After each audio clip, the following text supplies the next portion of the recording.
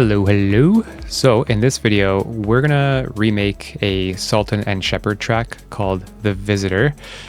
I think remaking your favorite tracks is hands down one of the best ways to learn and progress as a producer, music maker person. So that's what we're gonna do. We're gonna remake a track that is nice and chill, good melodic house example. And yeah, so before we get into that, let's just quickly go through some kind of starting points, a little game plan, a little roadmap, if you will. So for the entirety of you and I working on this track together, we'll be using this arrangement view. If you press tab or click up here, this is the session view, arrangement, session. And I never use the session view, so we will say goodbye and never see you again. Press tab. Ah, nice to be back. Okay, so this is the arrangement view. And then as far as tempo, BPM for melodic house, usually 118 on the low end, and then 126, 27 on the high end. And then just between there is your ballpark range for the BPM for melodic house. Our track is going to be 1, 2, 4. And then we're going to be creating an 8-bar loop. So if we highlight 8 bars here, press Control L, or hit this loop marker, this creates a 8-bar loop for us, so that whenever it hits the 8-bar phrase, it's going to bounce back to bar 1. Boing, just like that. Okay, so we're going to start building vertically. So we're going to start with the kick and bass, and then work our way down, adding drum elements and melodic elements, and then we're gonna mix it all together as we go, so it sounds like a cool, cohesive, nice vibe. And thankfully we have a lot of help because we are referencing an existing track. And yeah, that makes things easier and more enjoyable, especially in the learning phases, because referencing and reverse engineering is a great way to learn, as we talked about earlier. Okay, now before we get into this, I have some samples that we're going to be using. So there's a link below where you can download them. And then grab the folder. Also, there's MIDI, but I don't think we're going to use it, but just in case you want to do a little bit of cheating. So grab the samples folder and drag it into your places section here, just like that. And now we have a samples folder in Ableton, and then you can just drag the samples that we're going to use when we're creating this track into our arrangement, and we'll be having a good time. Okay, so that's the plan. What do we do now? Oh, and before we begin, I've never done a step-by-step tutorial walkthrough video like this before. So we're going to start with just making the loop. And then if people like what we've done here, then we'll consider arranging it together. So starting out, we're just going to make the loop. And if you want to, arrange it together, then leave a comment, because I'm not sure if this is going to be good or not. If enough people leave comments and they want to get into the arranging of this loop, then we'll do it. Cool. All right, dude, let's start with the bass. So starting with the bass is really oftentimes a good start, because it more or less dictates the foundation, the harmonic foundation of your track, because whatever you have going on underneath, you'll have to make sure that the melodic elements on top are harmonically compatible. So it can be a good idea to have a bass progression laid out, which will then help you decide, which melodic elements you want to play around with on top of that. So why don't we grab a analog, instruments, analog, throw it onto this first MIDI track, and let's just call the track bass. So you can right click, rename, or press Control R, and we'll call it bass. So here's how it sounds so far. Very buzzy.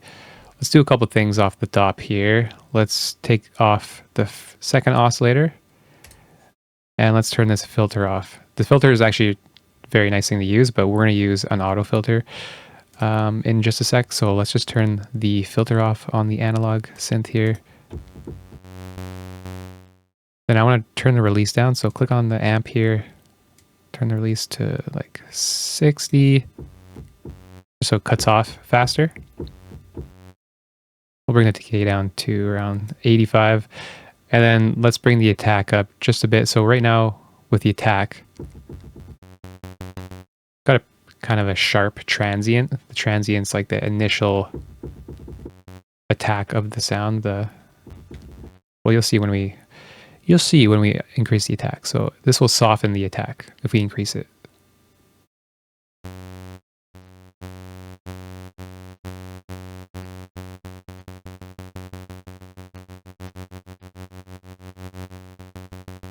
Yeah. So let's do like 19. Just a bit softer. Cool. So very buzzy, like I said, and it's very quiet. We'll work on these things in a sec. Just getting the initial sound figured out here. And then as far as the notes that we are going to go with, so in the original track, their bass is more staccato, like more like an eighth note pattern, I think, or dun, dun, dun, dun, dun, dun. But for our track, we're just going to go with nice, simple legato notes. There will be 4 of them. So let's pick our scale up here. So the track was in C sharp minor. And now whenever we have our highlight scale enabled, it's going to show all the notes that are in scale of the C sharp D flat minor. You can also fold it so it only shows, or you can also click the scale so it only shows the notes that are in scale, but up to you. And then also backtracking here. So to create a MIDI clip, you can highlight a section on the arrangement and press Control-Shift-M, and that's what gives you this MIDI clip. You can double click to go to the MIDI clip. You can press Shift-Tab to go back and forth. You can press this down here. A lot of options, and then you can also enable both of them at the same time. Crazy, crazy, crazy, crazy. I like doing this and then just having it isolated like that. Cool. So the notes that we are going to pick are as follows. So it goes a little C sharp, but where are we? We are down here. This is an F. C sharp for 2 bars. Now, since this is going to be our like warm subby bass, that's too high, right? Like we're not really hearing much of the low end impact with this octave. So we can highlight the note, press Shift down arrow. Now we're in this octave that sounds nice and deep. And then it's going to go also, if you want to hear what the note sounds like, enable this headphone icon here.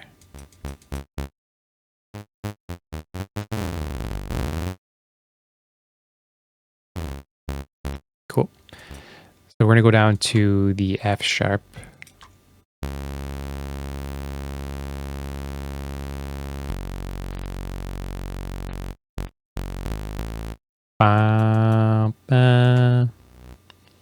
So up, starting here, down, up, up.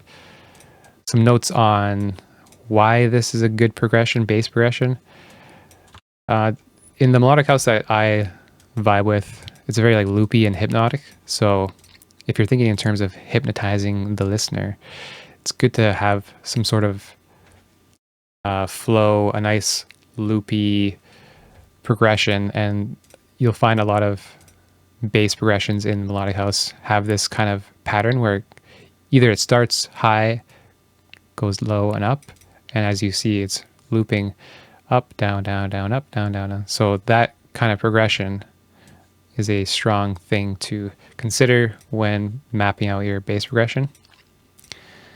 Because when it loops, and also considering how it sounds when it loops back. So starting, we'll listen to it from the start, but you want to keep your ear for how this last note carries into the first note again. So when you're creating your progression,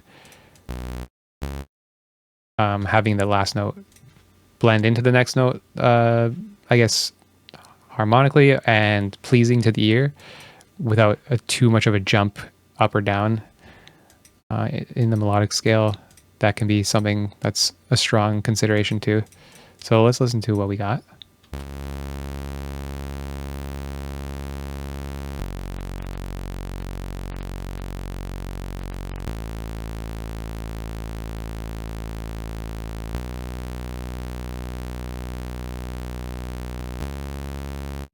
So that loops nicely. Very sharp. So how are we going to combat that? Well, we have this filter option here, but we're going to use an auto filter. So we can go to the audio effects and find the auto filter, just double click it. And now we got it on top of our analog here. Let's bring it down a lot.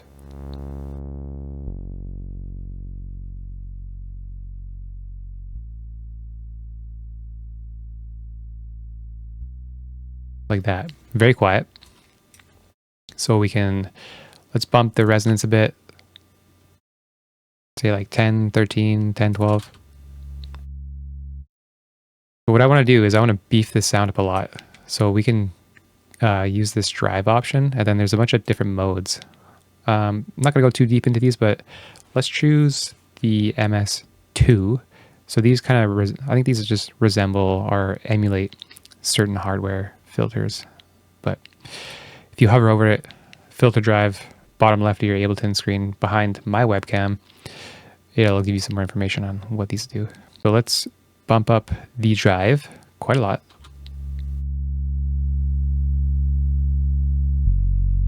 How about 40? So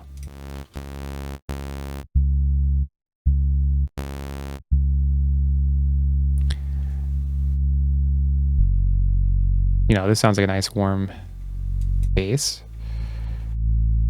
How about we do something kind of cool here? So this LFO, watch what happens.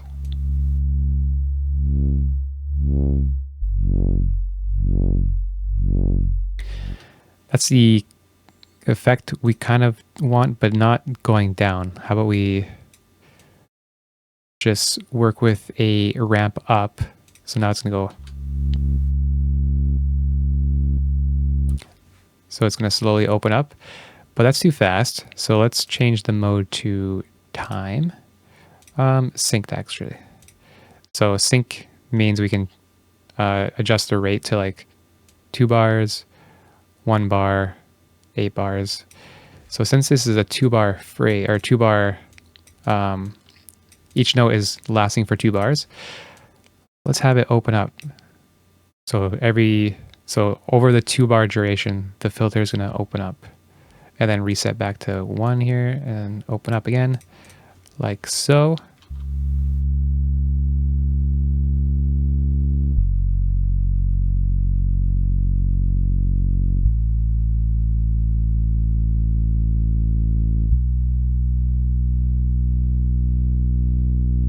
So here I'll kind of lets in a bit more of the higher frequencies over time. That's a nice movement idea. We'll run with that. I also want a bit more of the high end in there. So what we can do is grab an EQ8 right here, double click. I'm gonna like boost like that. You hear that stuff? You can use the headphone icon here, and then if you click a node, you can hear what you're affecting. And also to adjust the Q factor, you can use this, or you can hold Alt on your keyboard and left click and just drag it like that.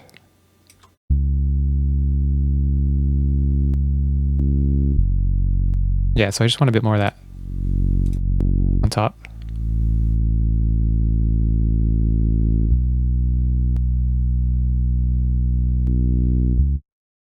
Noise. Now another way to beef up our bass beyond our filter drive here, we can add a saturator. Now these are all kind of like, since this is our first sound, it's you know, kind of hard to understand or hard to know what mixing techniques we want to use, because everything's contextual, right? So like whatever's playing with the bass is gonna be what allows us to decide what needs to happen to the bass. But for now, we're just gonna create a thick, beefy bass, and then maybe everything else can work around it. So saturator, we'll leave everything as default and just increase the drive just a bit.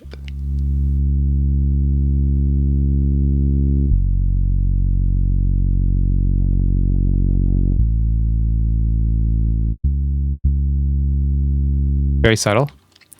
It's nice to do things in increments too.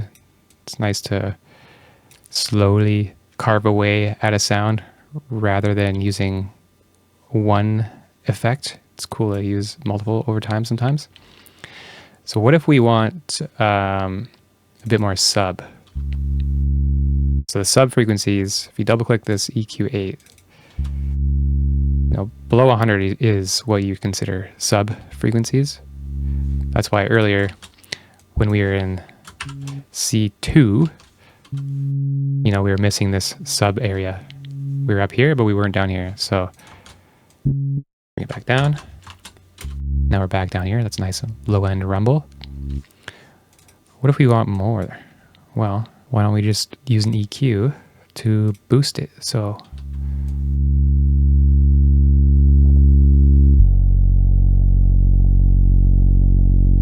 again, using the Alt to make the Q factor a bit more fine. And to combat this, a lot of muddy stuff in the low end happens like between like 100 and 130 hertz. That's keep an ear out on that area. I like to pull it down a lot, or just tame it a bit,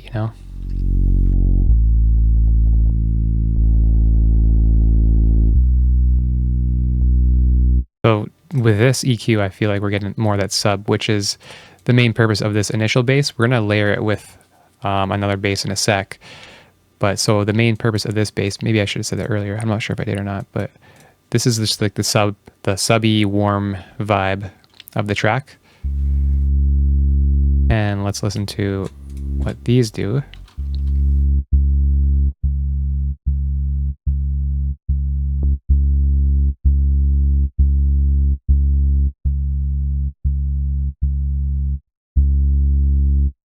Big difference. You're also getting a lot of volume. So, when you're increasing the volume of things, your ear will sometimes automatically just assume it sounds better. But, these EQ is basically volume, but for specific frequencies. So we're increasing the volume of the sub here, decreasing the volume of the 100, 130 range here. So once we start getting the kick and everything involved, we'll have to balance the audio levels better. But for now, we're just going to create something nice and warm and lush. So that's what we got so far. I like putting a multi-band compressor as well onto my bass. So we go multi-band dynamics.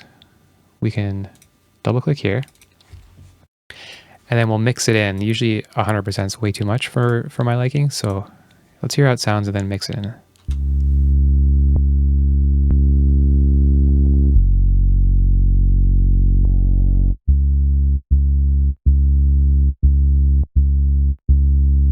Bit less, like 40. So what this I find does is it helps bring the bass more up front into the mix. I notice, especially when I listen to when I'm listening to this music on my monitors, the multi-band compression really helps the bass come forward into the mix, and it sounds pleasant.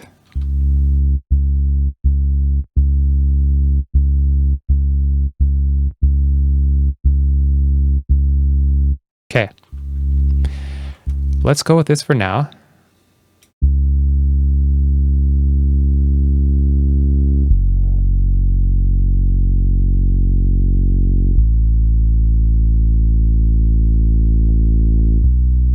Yeah. And then, so that was our low end, right? So it could be a good idea to layer your bass. So it's nice to be in control of the sub low frequencies of the bass. But if you want some more character, a bit more tonality, a bit more timbre, whatever, with a bass patch or a bass progression, it can be a good idea to layer it instead of having one single layer cover all of that. It can be a little tough to control mix-wise. So up next, we're going to layer this bass with a sample and just have it sound a bit more cool. All right, so there's a bajillion different ways to layer and create sounds. You can sound design everything yourself. I think a fun way that I want to show you is just using a sample on top of an existing sound just to create a different character and add a bit more frequencies and more harmonic interest that way. So let's go to our sample folder here, and we're going to go to Melodic, and we're going to click on this bass sample. So it's in D flat minor, which is nice because we are in D flat minor. So let's drag the sample into this audio track here. And it's also at 120 BPM according to the sample. And it is warped correctly at 120, so that's nice. Now, you can see there's a bunch of different notes here. It looks like every bar, the sample is going to play a new note. But we only want 4, right, for our progression. So we're going to choose which notes are going to cover each of these notes here. So let's listen to what we got. Terrible. So we are going to choose just the notes that coincide with the progression above. So C sharp, we can find a C sharp.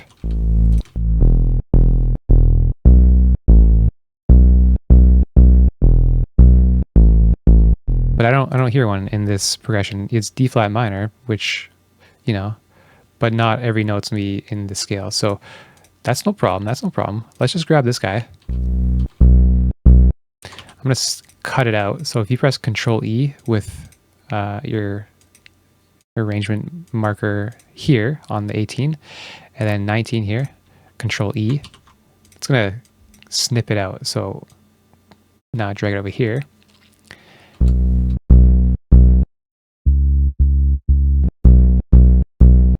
This one sounds lower, so we can pitch it up 1, no, 2, yeah.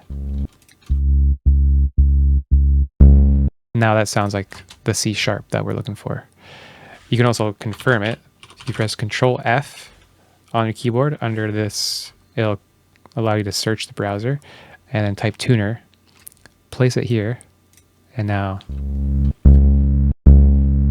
just a nice visual way to make sure we're using the same, or just making sure we're on the right note that we desire. So that's cool. Now we're noticing when we loop it out, it's gonna play the next note. What if instead of that happening, we hold shift on your keyboard and then hover your mouse on the audio clip, so it has this little bracket arrow thing, and click and drag. Boom, boom, boom, boom, boom.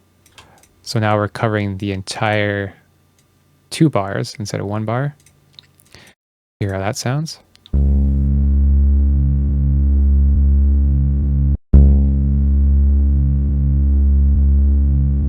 Cool. Not too worried about how clean it sounds. We're gonna do some effects and stuff after. Let's just figure out which samples we're gonna use on top of our sub here. Also, real quick, let's drag this up and rename it. Control R. This will be the mid bass. Okay, so got these 2 layers, and we're pretty hot. We're pretty up there as far as volume goes. You know, we're already clipping the master, which, you know, some people don't mind, but we need to make room anyways for the kick eventually. So let's bring these down. So how about like -8, -6. And then we'll balance them once we get more effects on there. But just for now, we'll lower the volume.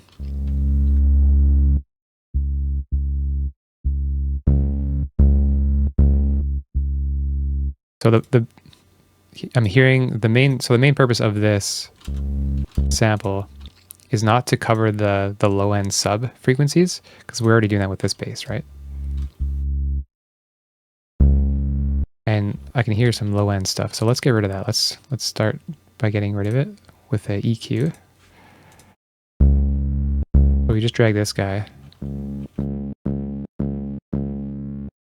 Maybe even make it a sharper curve, like so.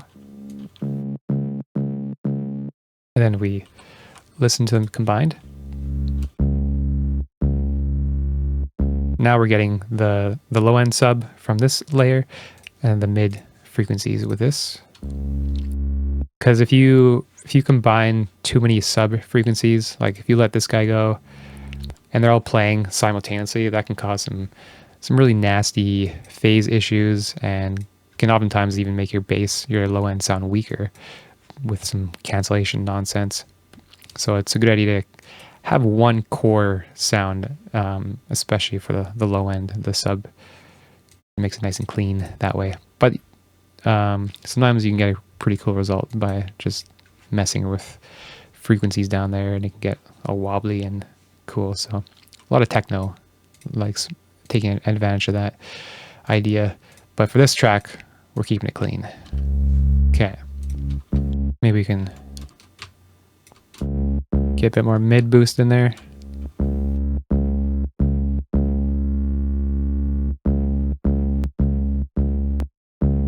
Okay. So now let's figure out the rest of these notes here. So we got this. What's the next one?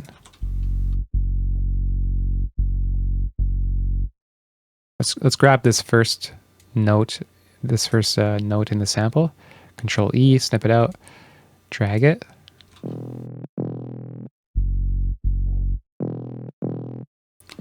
E. I think we got to go up 2, I think. That's the F sharp. A, B coming up. So yes. Now we'll do the same thing we did with this sample. Hold shift, drag it out. So we're getting this nice gritty mid bass sound now on top of the sub bass, which is nice. Softer bass, grittier on top. Now we want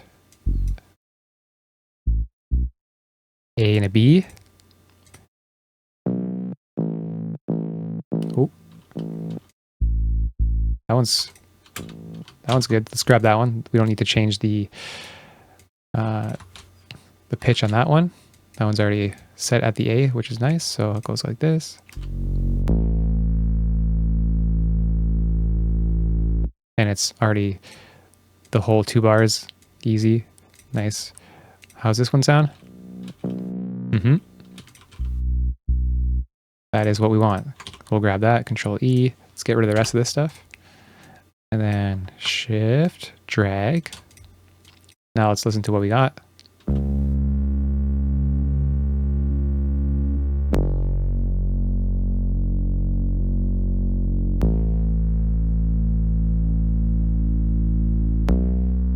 Cool. So we don't need the tuner anymore. We got the notes figured out. You'll hear those clicking sounds. So that's a common thing that happens when you're splicing together samples. So to combat that, we can click this little box and drag it so it creates like a fade, like so. So then instead of it clicking, it'll just be smooth. But also be mindful too, if you don't fade it too much if you don't want to ruin a bit of the transient of the sample. So it's a fine balance of finding the perfect amount of fade and non-fading. We'll try this. Just want to get rid of the clicks.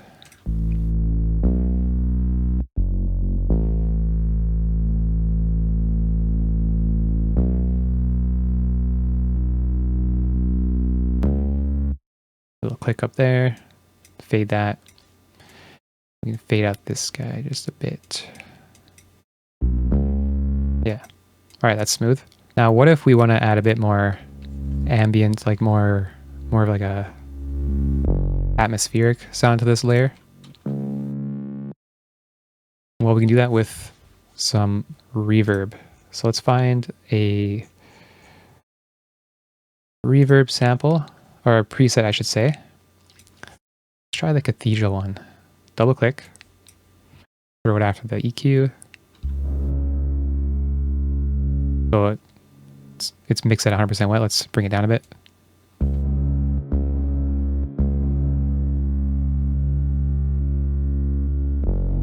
Bit more.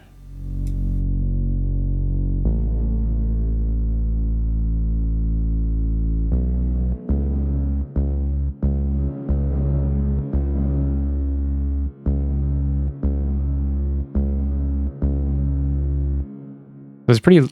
So you hear how there's almost like an echo effect with this reverb. The pre-delay is pretty long. So listen. You can kind of hear it hitting twice. So I don't want that. Let's bring down the pre-delay to like pretty short. So from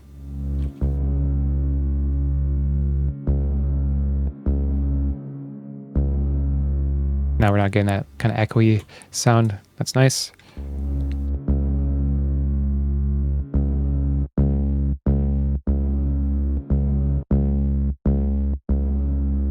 Nice, subtle, but we're getting that atmospheric vibe that we wanted. What if we added like an overdrive after the reverb to just really beef it up a bit? But not that much. We'll bring down the mix.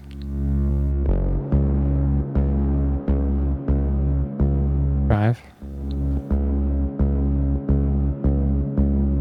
Darker tone.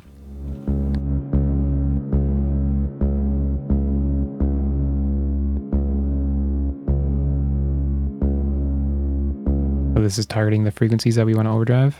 I'm targeting down here in the 400 range.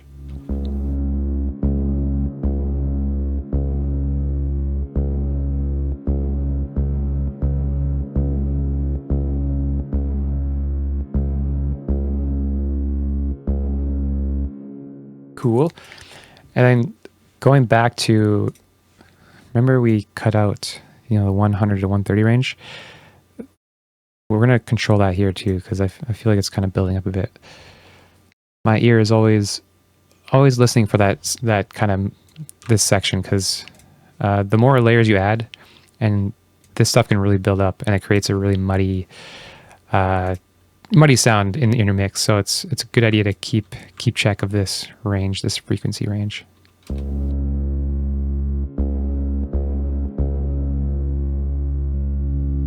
Like that. Kind of like a that can build up. So let's bring that down a bit.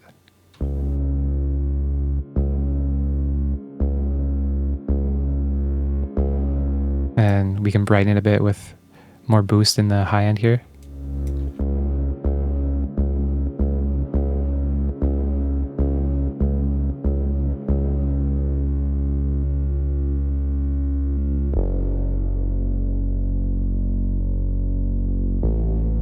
Okay, that sounds like a cool bass. So prior to this mid bass, we had just a nice warm sub.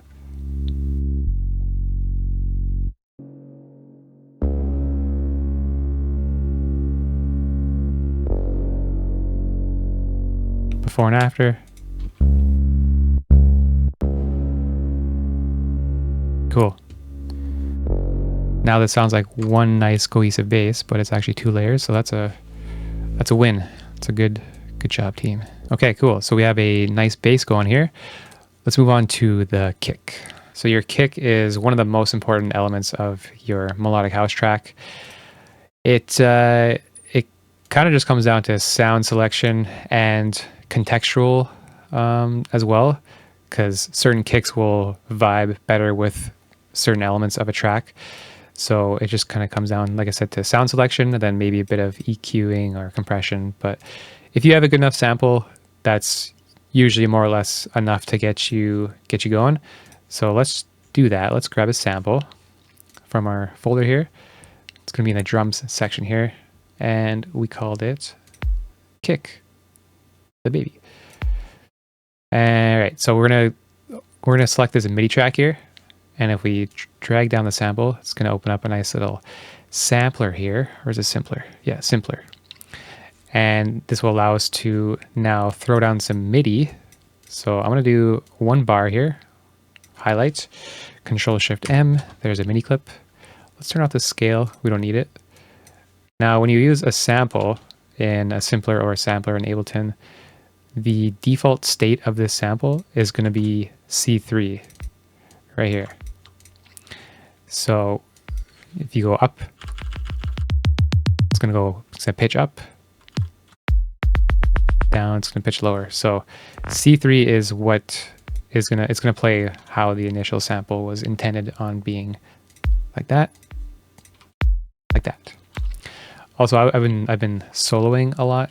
The hotkey to solo is S on your keyboard, and then if you want to solo multiple things, you can hold Control, and I want to solo that. Or maybe you don't want to solo something, you hold Control and unclick it.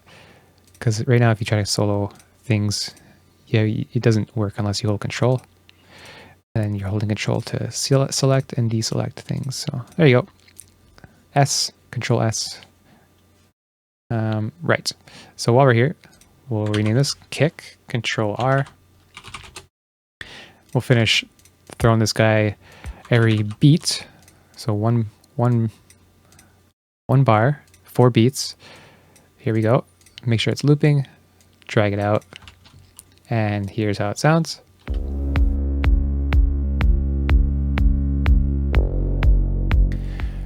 Cool. So a couple things, a little quiet. The kick's a bit quieter than the bass. Generally, depends on the track, but you want the kick to be the loudest. So we'll turn this guy up a bit. I'm gonna use the volume in the simpler here. You could use track volume, anything really, but let's drag this up to like let's just do -8.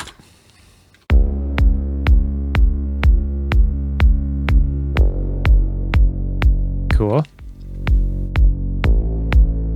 Just gonna bring this guy up here. I like, for organization's sakes, having my kick at the top.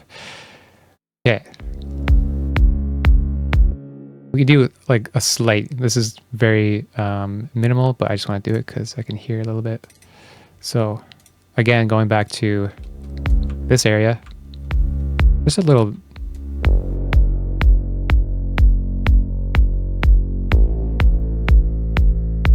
bit less thumpy. Also, what if we brought down just like a bit of this high stuff?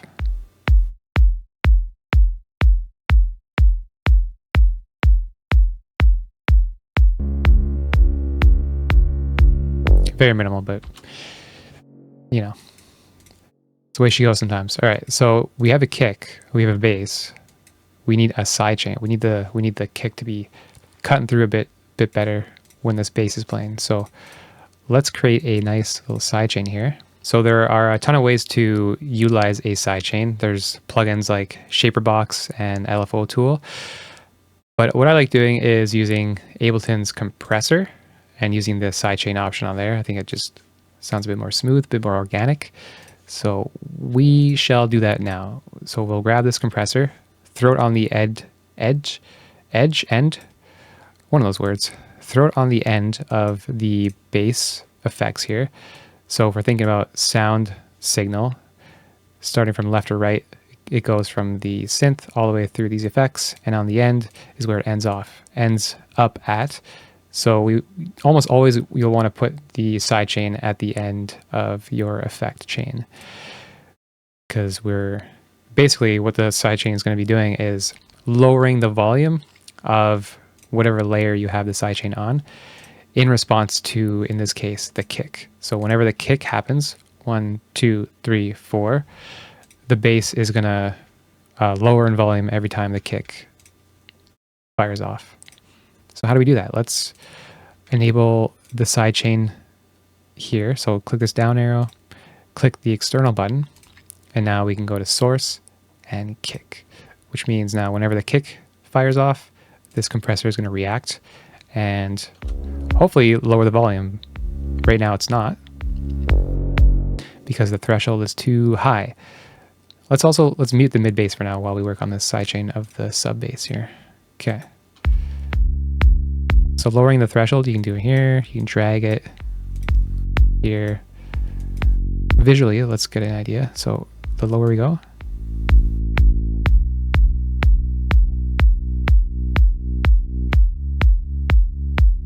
ooh, so that's pretty pumpy, right? In this genre, we're not usually pumping that much, so it's a bit more subtle, you know, around there. So, but first, let's look at the rest of the parameters. So the sidechain filter, we're gonna turn off. We could go into what it does, but just to save some time and confusion, since we're not using it, we won't go into it.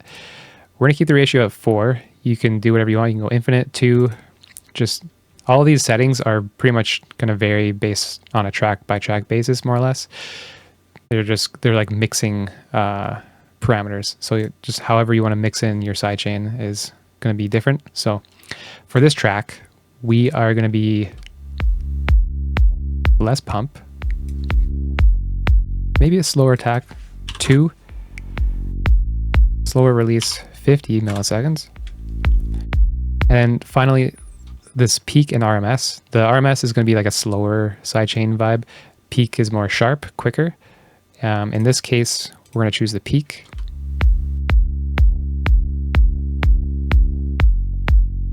And just a subtle pump.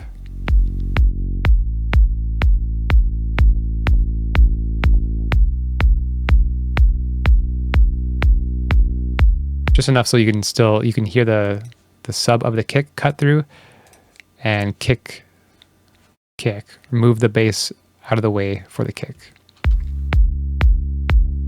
Like so. So now let's rename this compressor. So I'm gonna press Control R. Let's call it Sidechain.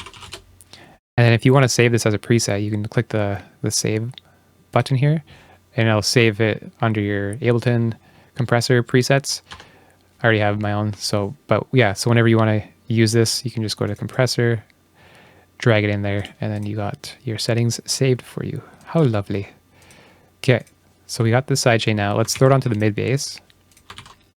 Just Control C, Control V. Also going back to, I just remembered this kick. When we were doing the MIDI notes and I duplicated them, you just press Control D on the keyboard. Like so. Okay. Now we got some sidechain going.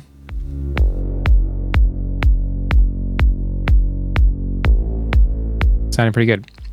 I think up next, we're going to do some more, or we're going to work on the main lead melodic element. So let's get into that. So one of the main signature sounds, tones of melodic house is just like a pretty simple saw wave pluck kind of vibe.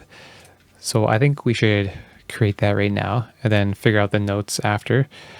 So let's go Control Shift M to create a new MIDI track right here. We'll label it lead. Good enough. Now we're going to use analog once again, and we'll keep the first oscillator on a saw wave. And just hear how it sounds. So for oscillator 2, let's make it a sine wave. And let's bring the volume just a bit down. Like that. Now, this is going to be more of a plucky sound. So we can use the filter on the analog synth to give us that effect. So if we bring down the frequency to like 500 or so, 519, sure. So we're losing all that buzz. We can bring it back by changing the ADSR.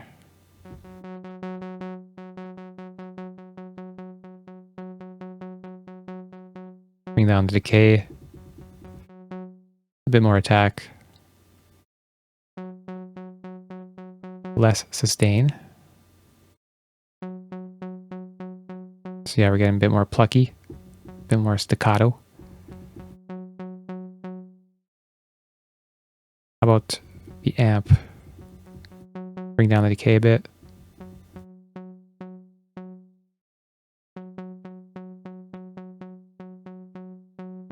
Increase the sustain. Okay.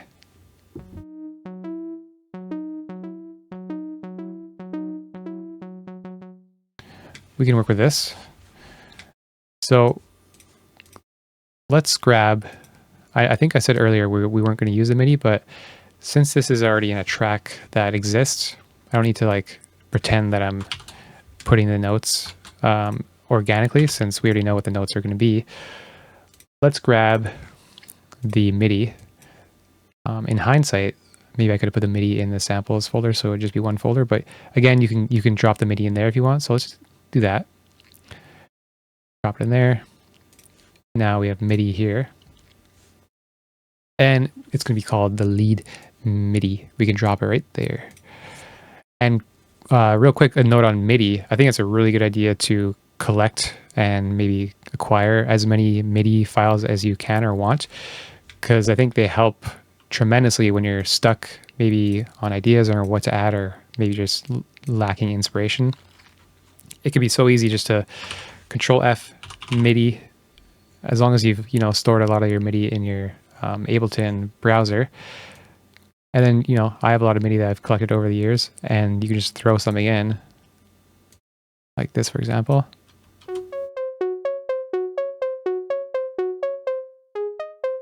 So if you put that in over top of an existing loop you got going on, and maybe it doesn't fit exactly, but you hear something within the MIDI that you can then change, move notes around, or remove or add to the MIDI. I think that's a really kind of a strong thing to think about and consider whenever you're making music, is just to have a backup MIDI. Just to, it doesn't hurt to get a little bit of help every once in a while. You don't have to always come up with everything yourself. So what does this sound like? What does our Sultan and Shepherd track sound like now?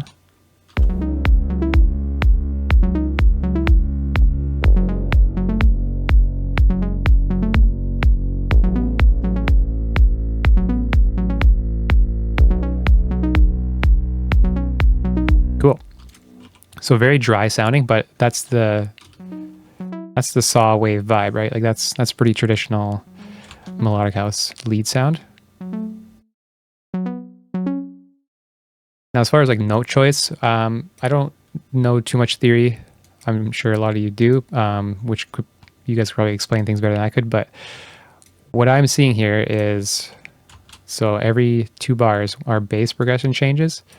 Every 2 bars, our top notes of the MIDI change. See, top 2 notes there change. So you're just thinking about how are the notes going to fit harmonically. That's the note choice decision, the thing going on in your head. And then there's also the rhythm aspect of your melody, your lead sound as well. So something cool here. It's not starting on the 1. I think a common, less, maybe a more amateur vibe. But in saying this, there's plenty of cool melodies and rhythms that can also start on the 1 with a kick, etc. But just considering not always having everything start on the 1, because right now we have our bass restarting every bar. Our kick is already doing that. It can be cool to consider not having your melodic elements start on the 1. That's something to think about. And also finally, talking about going back to the note choices, see how this F sharp is steady throughout the entire progression? That's another strong decision to make too, because in the scale, again, music theory comes in handy here. In a scale, there's like 1 or 2 notes that will sound good no matter what is playing on top or underneath that note. So in this case, the F sharp is one of those notes that sounds good no matter what is happening within the scale of C sharp minor. And so when this F sharp remains, but the bass notes change, that creates like an interesting effect where sometimes it sounds like the F sharp actually changes with the progression, but it actually stays the same, which is pretty professional. There's another word I'm looking for. It's basically just it's a stronger technique to use in your music. So yeah, we got our sound. Sounding pretty dry. What can we do about that? Well, usually I like to check the EQ first, make sure we're not adding any sub frequencies. Because right now, again, we have this sub covering that area. We don't want to conflict with it when we start adding new sounds. So being mindful of that, let's add an EQ 8. There's a bit of sub stuff going on there. You don't really hear it, but I think if you leave it unchecked and you start adding on a bunch of layers, eventually it could cause a problem. So let's just cut that out. But you don't want to have it too much, because that really thins out the sound. You lose that body, so be mindful of that as well.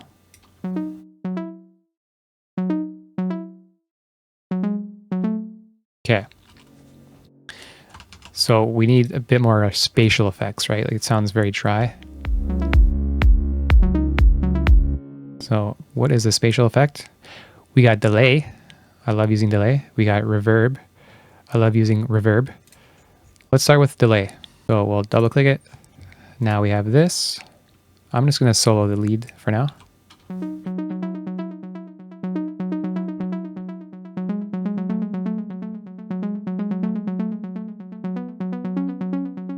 So I mean, that could work, but we're not going to go with that. We're going to do something extra crazy here. So starting off, let's select the delay and press Control G. That's going to group it. And then let's click this button down here and create a new chain. So this is our dry signal, and then this is the delay signal. What this effect rack is doing is acting as a return channel, similar to these down here. I just like, I mean, again, everything's time and place, but in this scenario, it's just going to allow us to dial in and mix in the delay a lot easier, I find. Cool. So also being mindful of when you have an effect you're using as in a effect rack, make sure the dry wet's 100%. That way that then you can mix in the dry wet with this volume mixer here. Cool. So listening to it. I want it to ping pong. I want it to bounce left and right.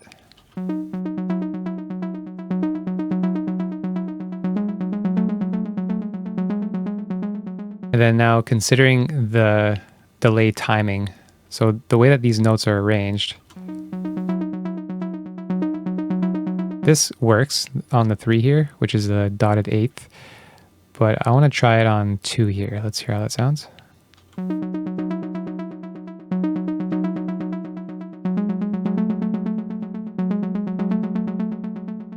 So this comes down to preference, and also it also depends on the note rhythm itself too. And I think note rhythm is important to consider when using the delay timing as well. Certain timings are going to work different and better and worse with certain note rhythms. So being mindful of that too whenever you're adding delay to things. In this case, I think this sounds cool. Let's use the filter though to only maybe allow these frequencies to delay, not so much the high stuff, more in the mids.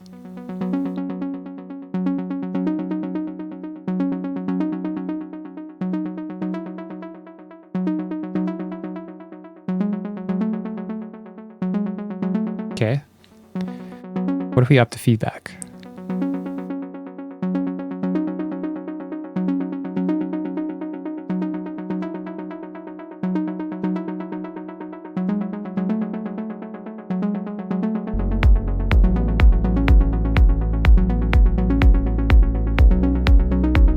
Let's mix it in a bit.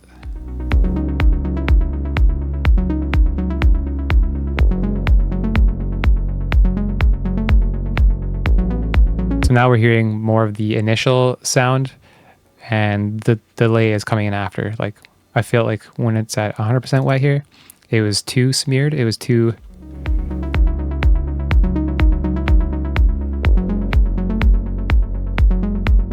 you hear more of the initial attack from the synth. Let's do another thing. So we just use Sidechain, right? We can also use Sidechain for different purposes. So let's grab our Sidechain that we created here, Control C, and then I'm going to put it in this delay chain. So right in this section here, not after, right in there, Control V. So this sidechain now lives inside this delay. So then whatever happens after this delay, this sidechain is going to react. So what I want to do with the sidechain though is instead of reacting to the kick, I want it to react to itself. So what this does is now whenever these notes hit, the sidechain is going to react and it's going to duck the delay so that the delay isn't really audible as this MIDI is firing off. But then once the MIDI ends, the delay will come back in. So let's listen to how it sounds so far.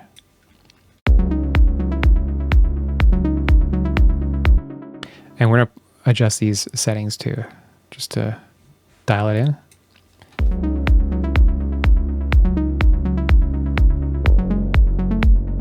So extreme example.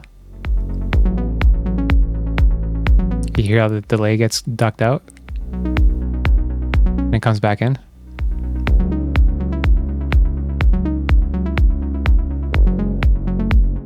So that's an extreme example, but we'll let's do a sharper attack because I want the sidechain to kick in sooner, and I also want it to release a bit sooner too.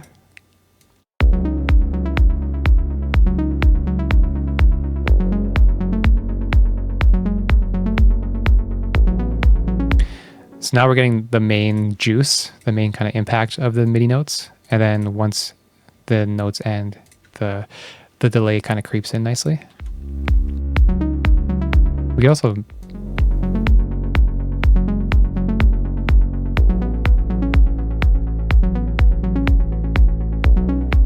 like that. So you can, mix in the sidechain as well. You don't always have to have it fully wet.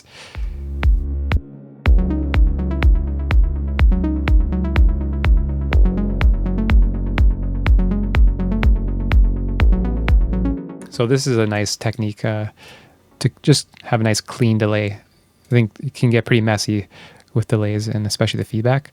So if you have a high feedback, it's a nice idea to consider adding a sidechain to make sure the initial MIDI notes cut through, and then the delay can kind of envelop the sound. Okay, so that's the delay.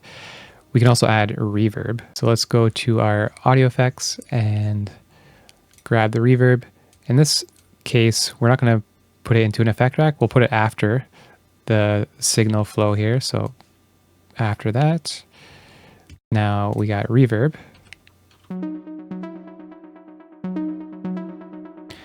I want it quite a bit longer. A bit less wet.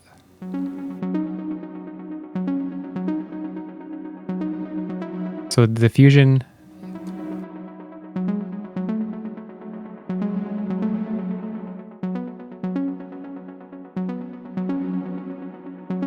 see the difference? Let's tame it a bit. Don't want it too washed out.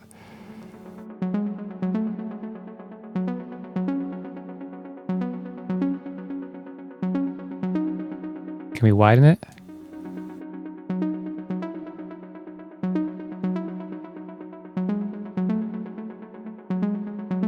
I don't mind that.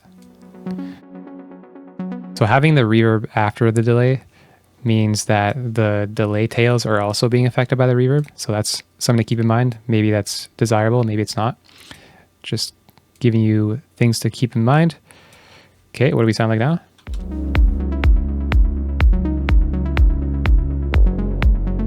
Look quiet. What if we do the EQ here? Brighten it a bit.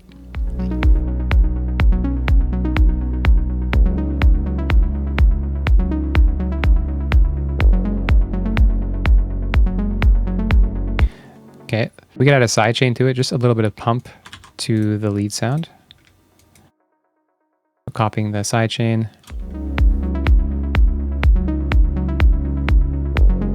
I want less, so I'm gonna increase the threshold so it's not as pumpy.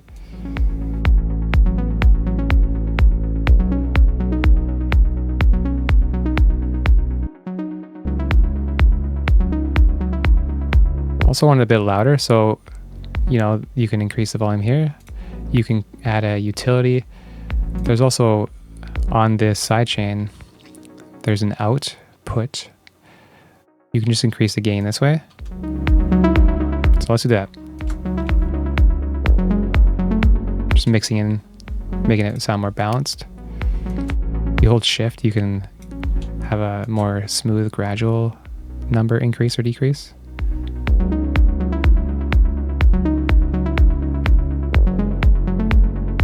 So this is part of mixing, is the volume balancing. It's actually one of the main parts of mixing, is just balancing the audio levels.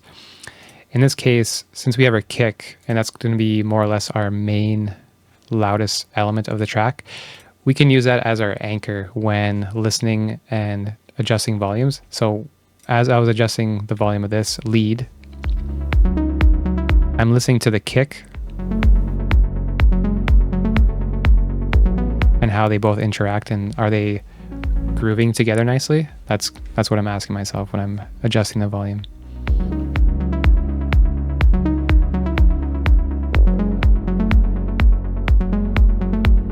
Making sure not to overpower each other.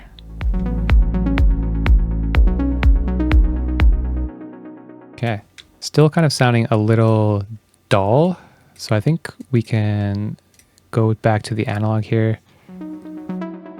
And let's increase the resonance a bit to like 10%.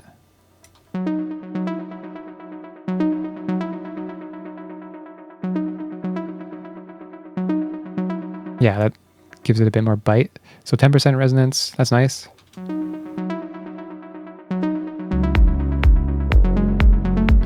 And before we move on to the next layer, let's do some just quick automation to keep the loop a bit fresh. So we can press A on our keyboard to enable the automation, or click up here. Now what I want to do, this is a very common and effective, that's the word I was looking for earlier, was effective. Anyways, so this is an effective, I love that word, so effective. It's an effective maneuver, strategy, technique for just opening up a sound, making it sound more lively, less static. And it's by opening the filter cutoff. So let's listen to this.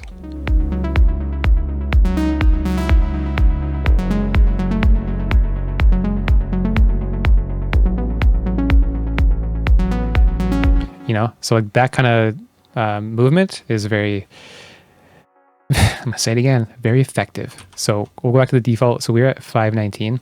So let's draw, I think it's more fun to play it in. But for this scenario, let's just draw it in, just show you just an example. So we click right here. That's going to drop a node on automation on the filter frequency. So to make sure that you're actually automating what you want, you can left click on it, and it's going to show up here. Left click there, left click there, left click. Or you can right click, show automation, etc. So that's nice. So we're going to automate this so it goes up, up, up, and then kind of back down. So it's the energy is building. So energy, that's a very common thing to think about when speaking in terms of arrangement. It's also a loop too, but we'll get to that when we actually flesh out the track, if that's what you want to do. Remember, leave a comment if you want to make this into a full track. Okay, so this is going to go up, up, up. How about all the way up here? Well, how bright? How bright do we want to get it? So I just clicked on here, left click, drag it up. And right now there's a straight line. If you hold Alt and left click an automation line, you can curve it nicely. But I usually like curving things.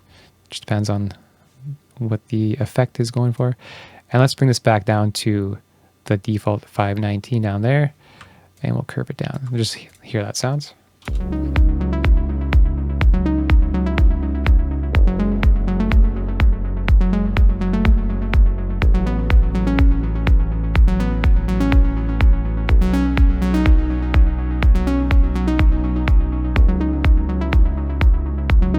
it got pretty bright. Let's maybe have it less open up, but that's the general idea. We're not going to perfect this just yet, but so it kind of starts a bit duller and then brightens up and then goes back down, falls back down to where it began. That's a nice way to keep the loop fresh. A bit more movement that way, so nice.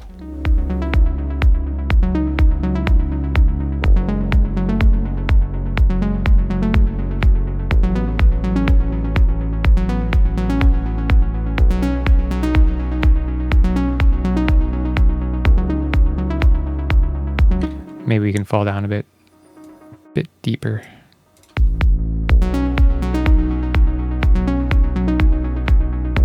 Yeah, just so it loops a bit more gracefully. Okay, dude, that's a melodic house lead for you right there, if I do say so myself.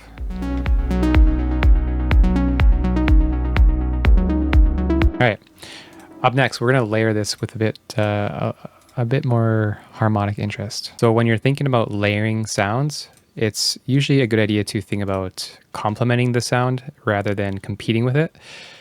So for example, our current lead sound, it's more on like the plucky, a bit of sharpness to it side. So why don't we think about adding something softer to complement the more sharp sound we have right now? So let's duplicate this track, Control D, and then let's rename it Lead Harmony. And now we're going to use a different sound source to layer with our first lead there.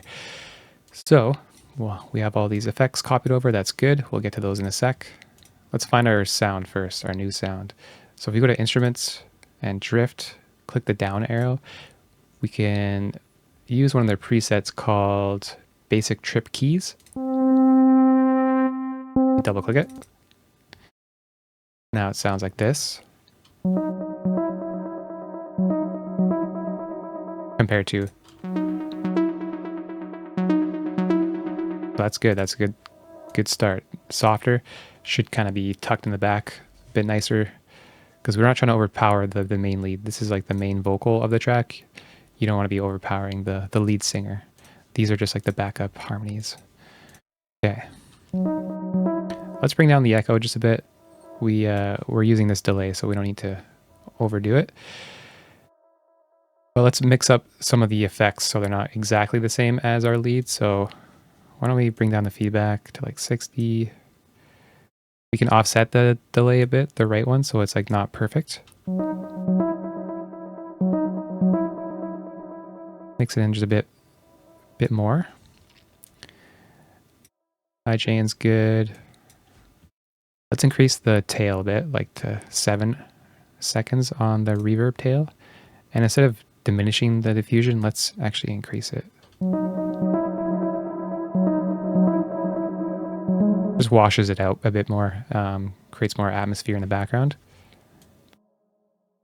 Okay. Maybe we'll mess with the EQ as well,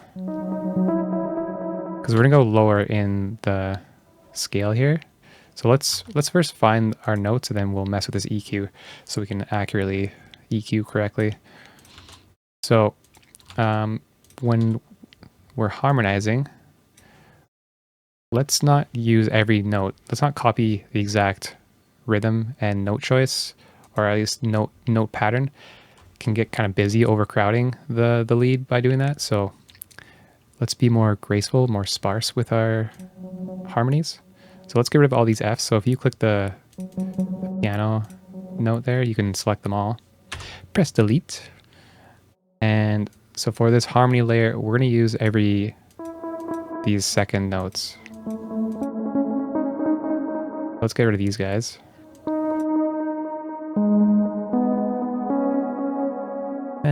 That sounded cool. All right, now deciding our harmony notes, let's solo both of these layers and figure out this first harmonization.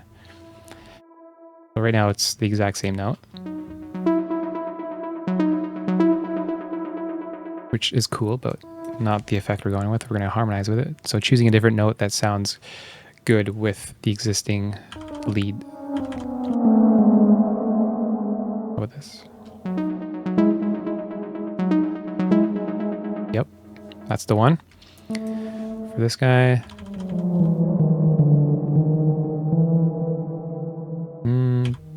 D sharp.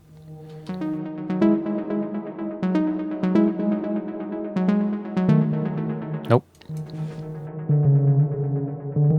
Yeah, maybe the C sharp.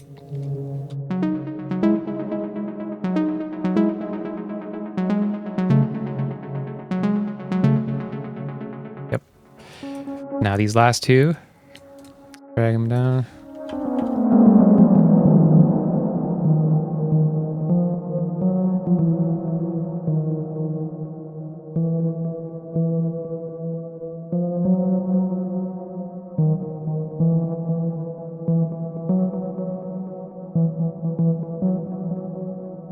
Yeah, I think that's gonna work.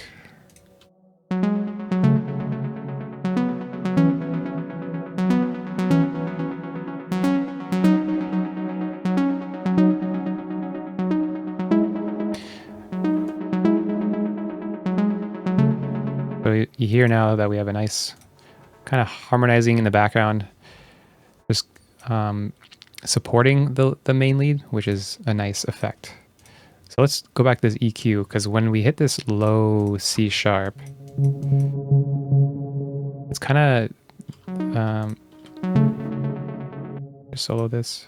Right here is, you know, that range that I've been discussing, this 130, 100, or like 150. That's got a kind of a muddy characteristic to it. So we can just, how do we get rid of it?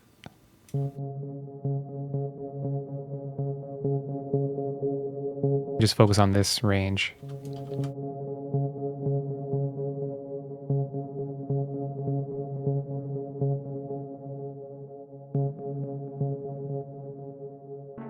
Now let's hear it in context.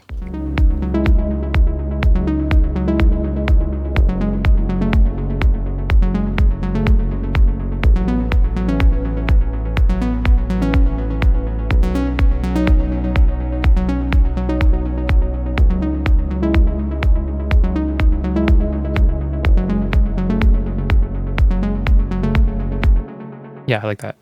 We kind of lose a bit of the volume when we go low on this low C here, C sharp, because we EQ'd the fundamental of it. But I don't mind that. It's a nice movement, so it's not always it keeps it more dynamic. I think you could always combat that if you really wanted to have this louder. You could, like, there's a gain here. You could automate the gain so it only increases maybe like 1 or 2 dB for these C sharps, and then you could bring it back down, back to 0.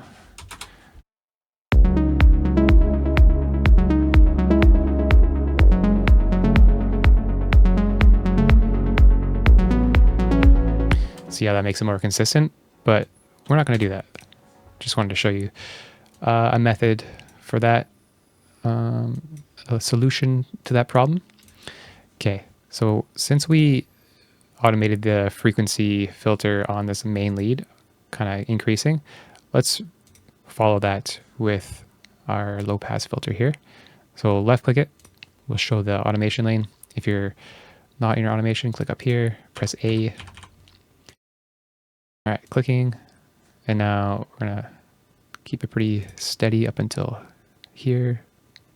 How high do we want to go? Let's find out.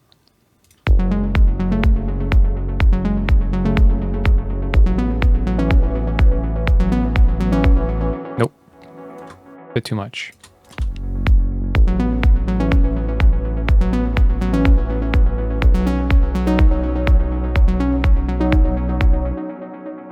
I like how it sounds, but maybe we just turn it down.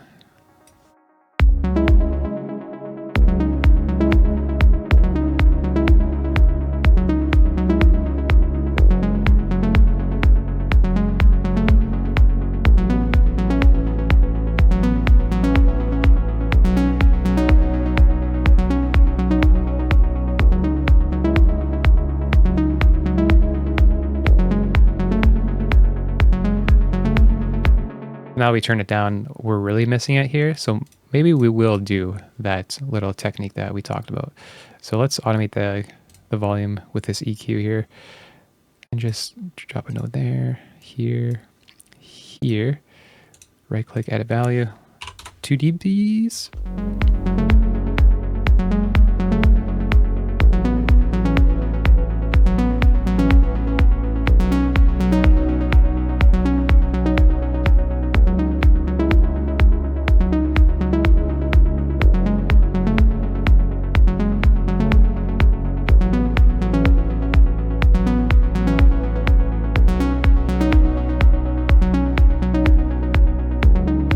Okay, nice.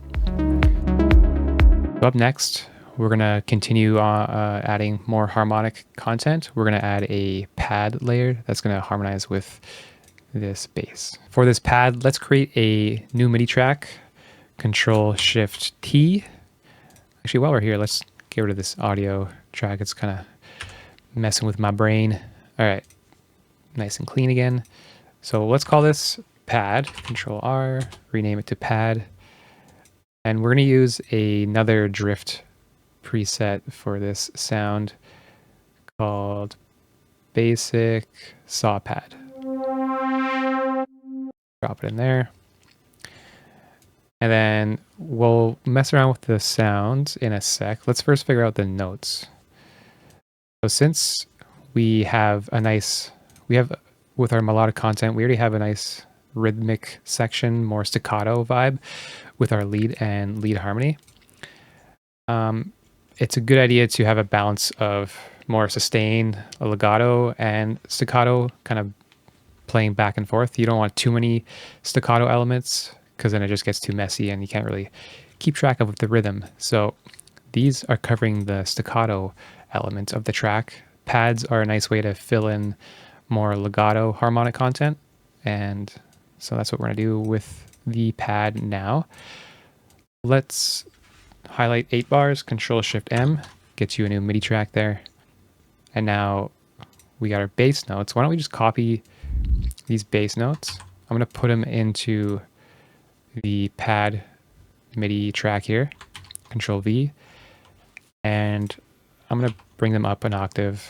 So highlighting them all, Control-A, Shift up on the arrow key. Maybe we go twice up. Yeah. We're harmonizing with these bass notes, meaning we're probably not going to choose the exact same notes. We're going to find notes that sound good when each individual note plays. So I'm going to mute these by highlighting them and then pressing 0 on the keyboard. Now they're muted, but they're still there. So these are kind of acting as a guideline to see where we can place our notes that might harmonize well or not. And also I'm going to solo this bass and the pad layer just to play them back and forth together.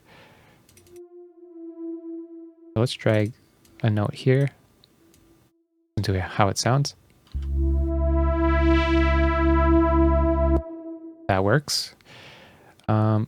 Let's lower this resonance here. Let's bring it down a bit. Yeah, a bit less in your face. Well, so we're going to follow the same pattern as the bass too. So we're going to go down using a different note than the F sharp. Wow.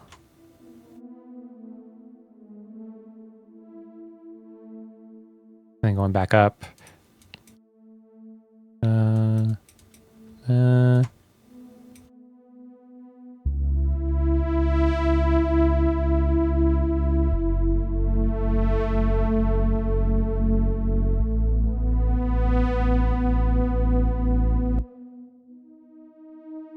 We can hit that D sharp.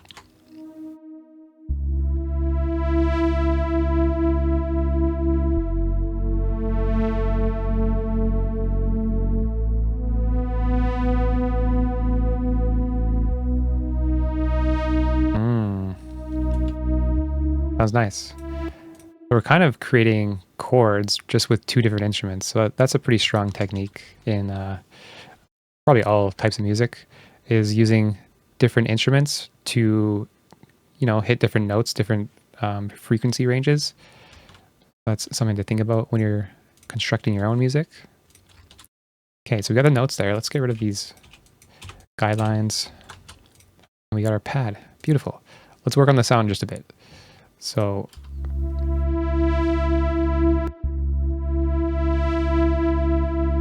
maybe a bit softer, darker. Yeah. Space would be reverb, so let's increase it. Let's see what it sounds like.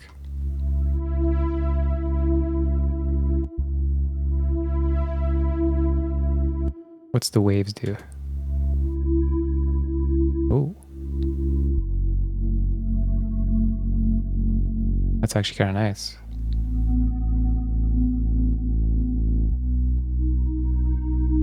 Let's keep that. I like that tone better than the... Yeah. Cool. Nice sound. How about we throw on an EQ? EQ8. Low end rumble down there. Let's get rid of that.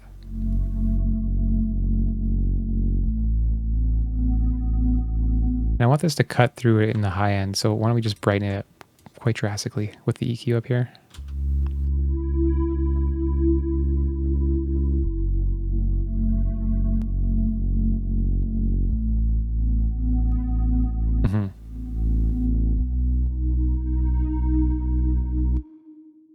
We can even get, so let's hear it in context to give you an example of what we're trying to get at here.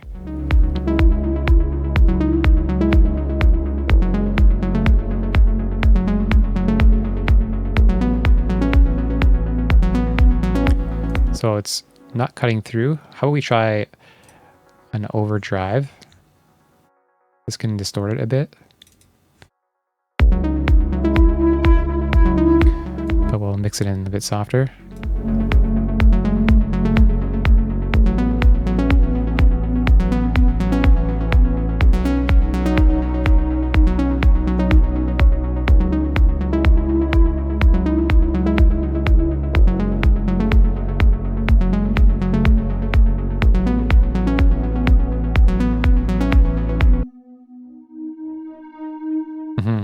That helps cut through a bit more.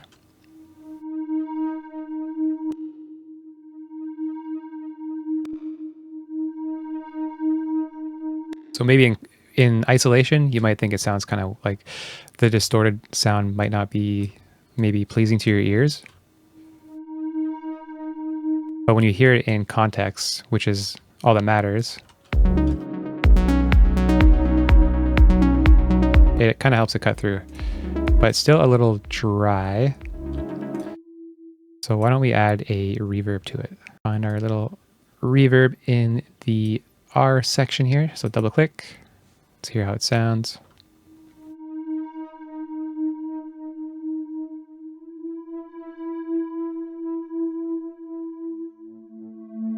Bit drier.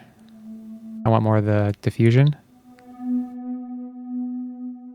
And also, since we're trying to kind of boost this higher frequency range, by default the reverb has a high cut, so let's get rid of that. So it's not actually, so with this high cut, the reverb is actually not allowing those frequencies to participate in the reverb. So let's not use that. Longer tail.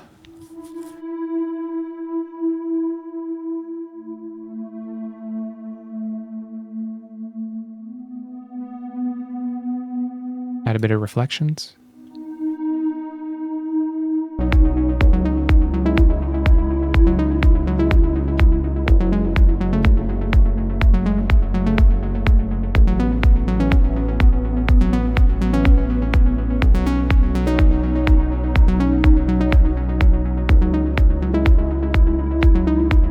Now let's mix it in a bit. Actually, first let's add a sidechain. So we'll grab the sidechain from the lead, copy and paste.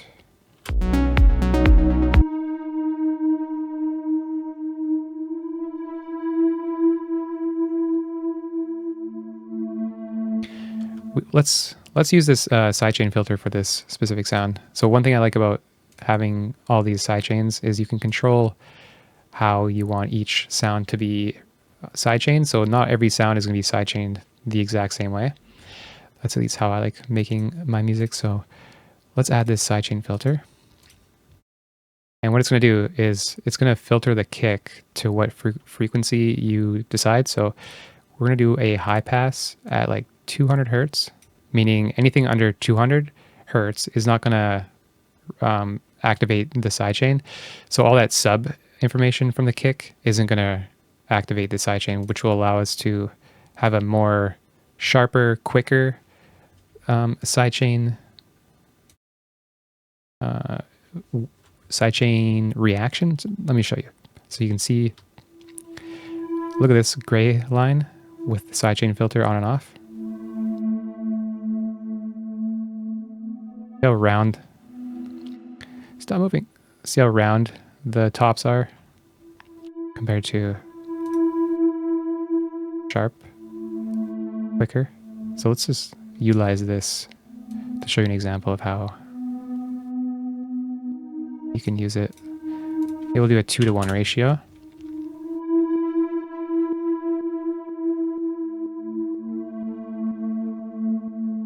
Okay.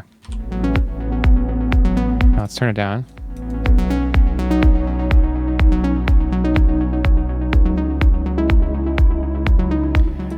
So I want the pad to not always be present in the mix. I want it to swell in. So I don't want it to be present in this section, but I want it to slowly creep in, you know, halfway through the bar or 2-bar phrase there.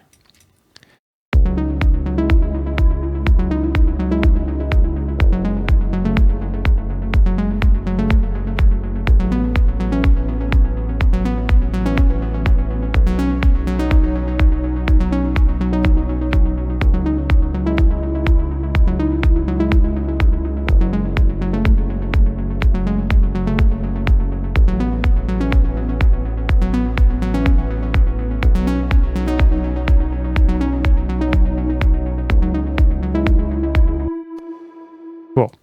So I was just reviewing my notes, and what we did was correct, minus the octave range of this pad. So we're going to boost it up to the E4 range. So let's hit Control A to select all the notes. Shift up on the Shift arrow key up. Now we're in a higher octave. And now it's going to be brighter, and we're going to be cutting through a little bit better and just not competing as much with these lower frequencies. So let's listen to how it sounds now.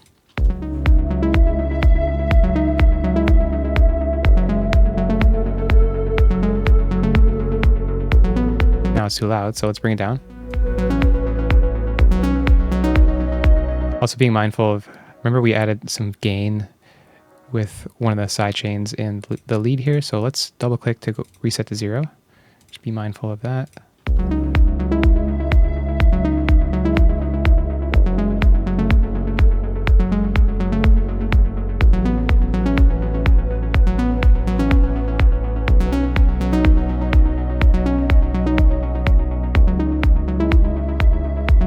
Yeah, I think that sits better in the whole frequency range. At the lower octave with this pad, I think we are bumping heads too much with these two sounds. So that's also something to be mindful of, is choosing, you know, the correct octave range for certain sounds.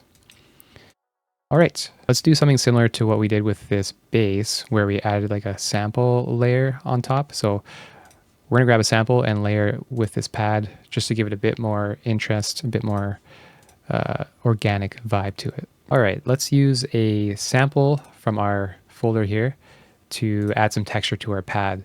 So selecting the pad MIDI track, I'm gonna press Control T. That's gonna create a new audio track underneath it. And we'll call this pad sample. And the sample we're gonna use is this.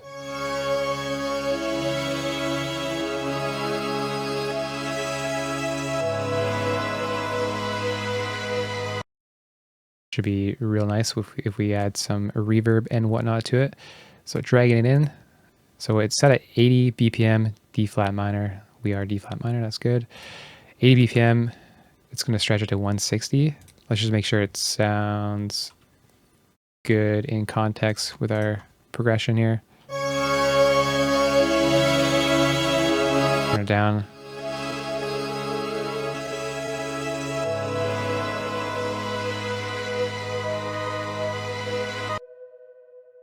So one thing to note is there's a bunch of different warp modes you can choose in Ableton.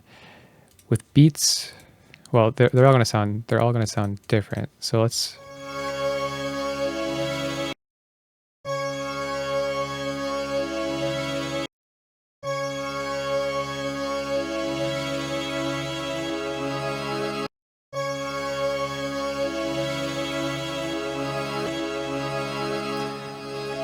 not a massive difference, but I think Complex and Complex Pro are usually a bit smoother when you're stretching, when you're like in a pretty big gap in BPM, so 160, 124. So let's just use the Complex Pro, and then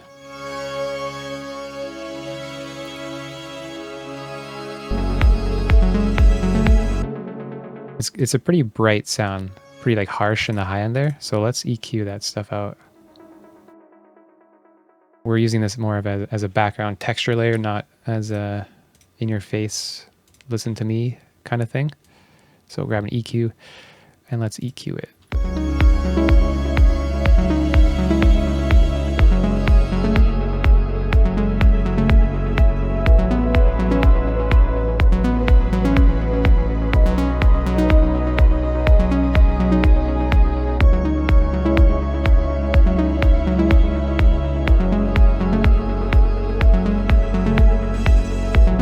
All that high sizzle.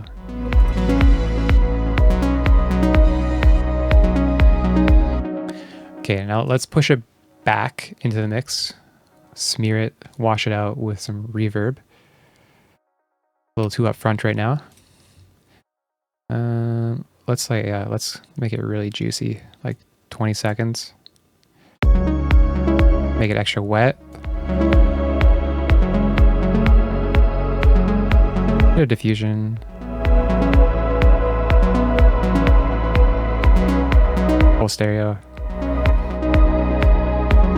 Less high cut.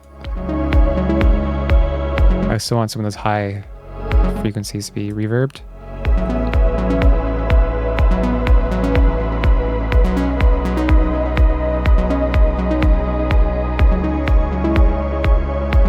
Okay, now let's still pretty loud, so let's turn it down. Because we still want to hear this main pad, right? So we're balancing these two together right now.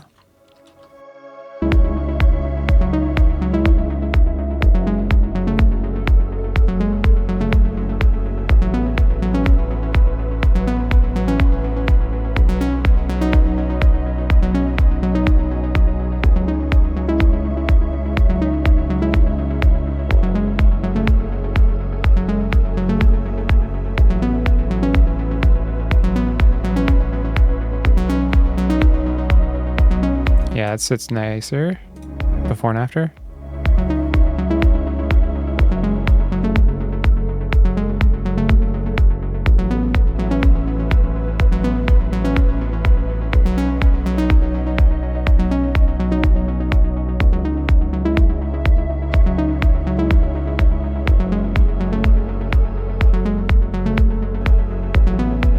Hear how it just fills in that background ambient space. So that's a really good good use case here of this sample.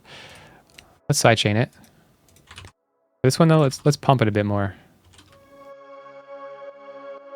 Not use the filter.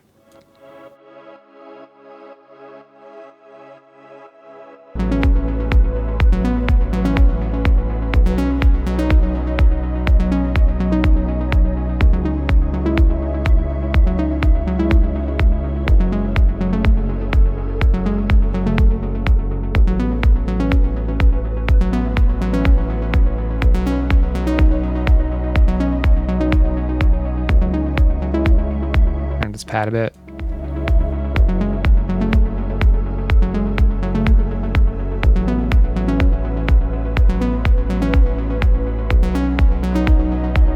Okay, so these are our pads.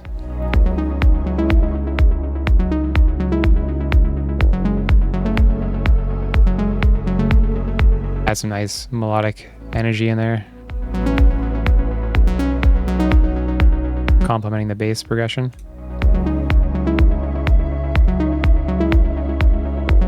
Awesome. I think we can call that a good to go on the melodic stuff. We're going to group these together.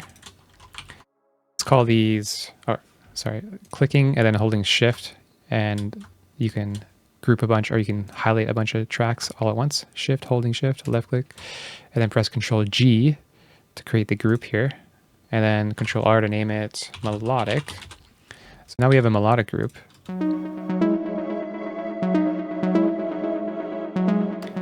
And then we have this low end group. Let's also group this. So Control or holding shift, Control G, call this low end.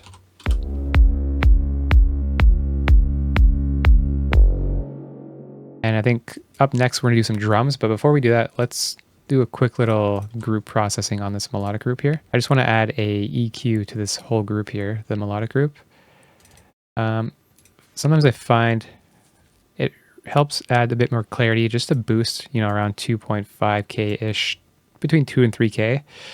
Just a little EQ boost I find helps with a bit of clarity. At least when I'm designing my sounds, I'm always kind of missing this range a bit. So if I just do a group processing bump at the end, I find it helps. This is not a general kind of do every time kind of thing, but when making this track, it helped. So just this range could use a little love, a little volume increase.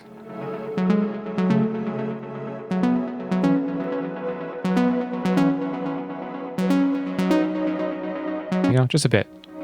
Also, you see this stuff? While we're here, get rid of it. Cool.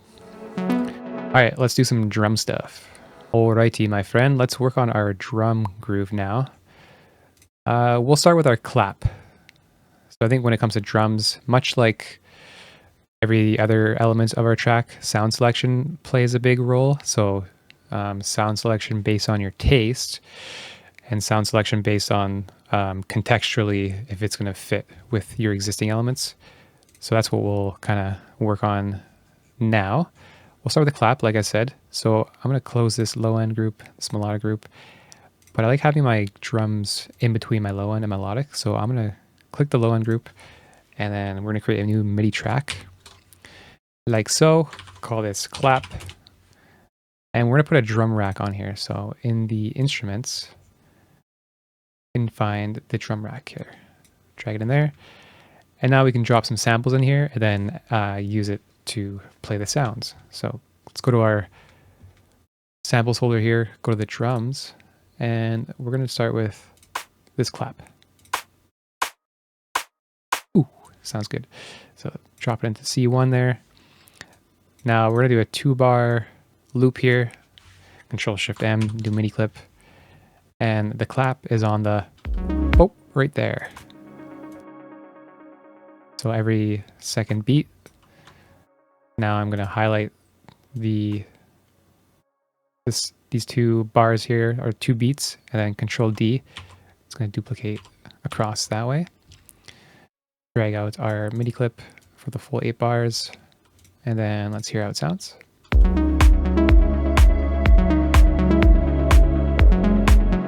So too loud.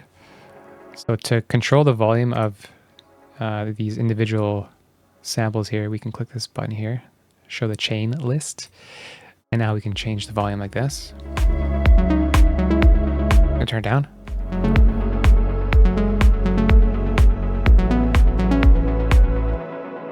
Now, you could use that sample and call it a day.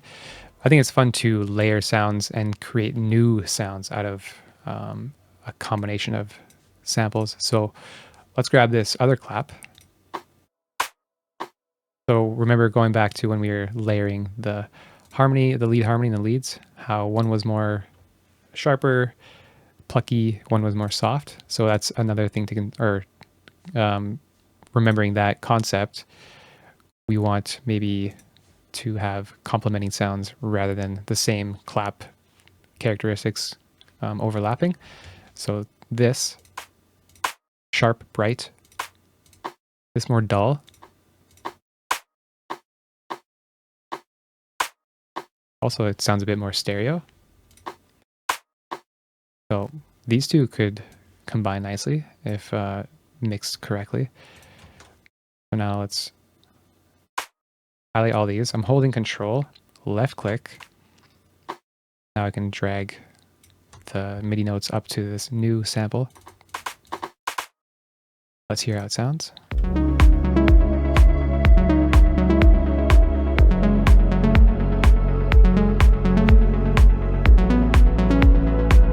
Let's turn it down a bit.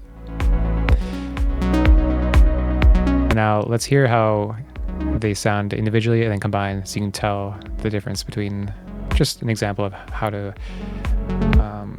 combine samples for a cool new character.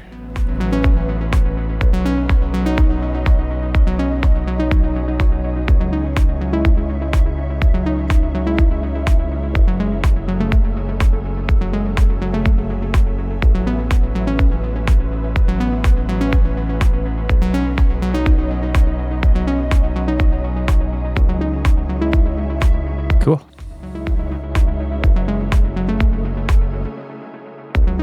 Maybe we'll turn down just a bit more.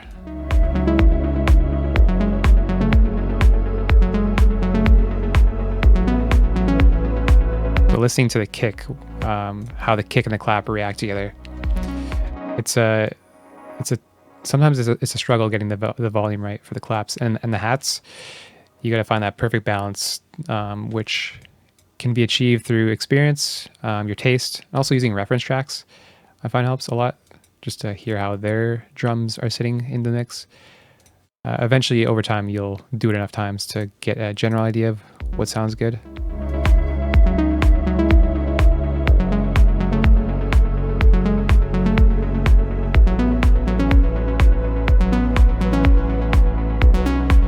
Okay, let's go with that. Up next, we'll do our hat. All right, so for our hat, let's do a MIDI track. We're not going to use a drum rack this time. I think drum racks are good if you're using multiple samples. For this hat layer or hat in our drum group, we're going to do a sample, and then we're going to add a hat loop to mesh with it. Basically, I'm just going to show you guys, or show you a bunch of different ways you can build out your drums, because there's so many ways to go about doing it. So I just want to show you a bunch of different techniques and ideas to fill your brain up with, so you have, you know, a nice bunch of tools in your tool belt. Okay, calling this hat. And then we're going to find this hat. I'll drag it in there. That gives us our simpler. Simpler.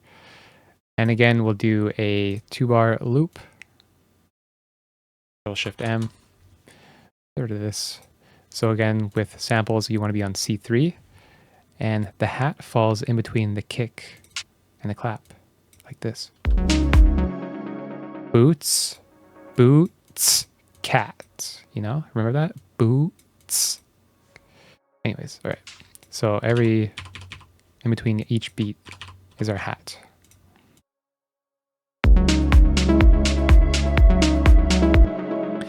So first things first, sometimes samples won't always start right away. Like the transient isn't always exactly on the millisecond of the sample, so which can create cool, you know, groove swing. But in this case, let's bring this over just so it starts earlier. Okay. This has a pretty long decay, long tail, so let's decrease it. And then the sustain down.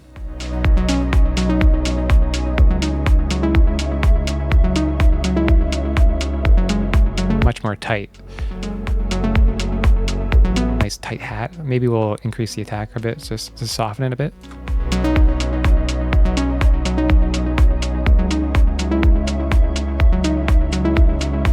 something like that.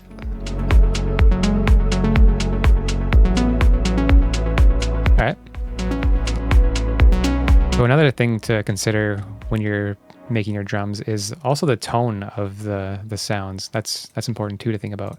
Sometimes you can find hats and claps that almost sound like they're harmonically making sense with your in the scale that you're in. So why don't we adjust the pitch a bit?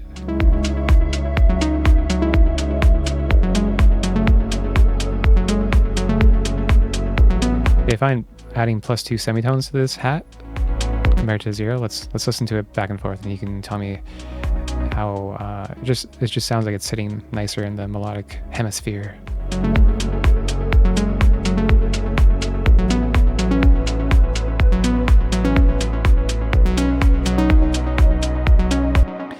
So that's a thing to consider too when you're making drums. The pitch, the tone of it, and so listening to this, it's going to be always the same tone because it's a sample, right? But a way to add a bit more characteristic in it, a bit more randomness, a bit more just a different sound. We can use this LFO, and I'm going to change it to the random option here. Now the pitch, you can change the volume, pitch, pan, and the filter, which is basically going to randomly adjust the pitch each time it hits, or randomly adjust the panning left or right. Volume, we'll leave that, but I think it's a strong play to sometimes weave in a bit of pitch modulation and panning, so it's not always the exact same sound every hit. See what I mean?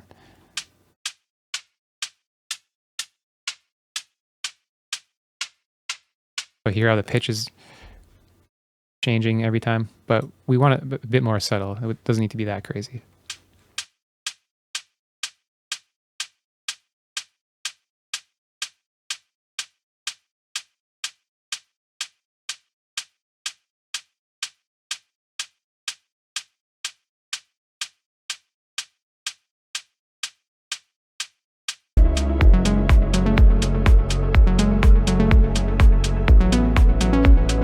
Okay, we'll mix in the volume.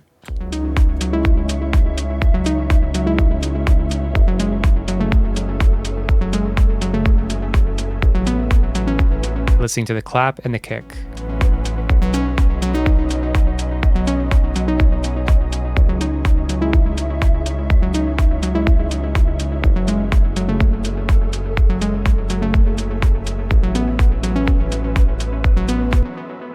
So I think if you can get to a point where you're bobbing your head to the groove that you've created, that's a good sign that you're on the right track as far as volume wise and groove. So yeah,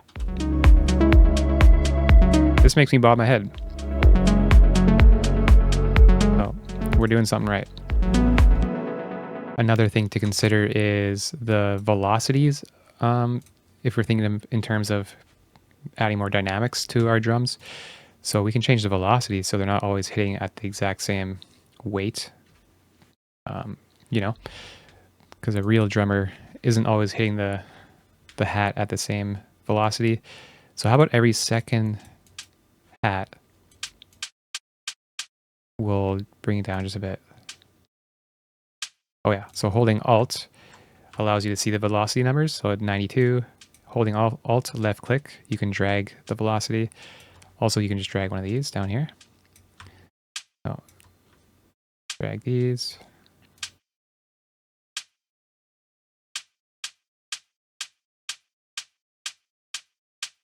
So all these subtle movements, I think, add up nicely. Just going to adjust these a bit.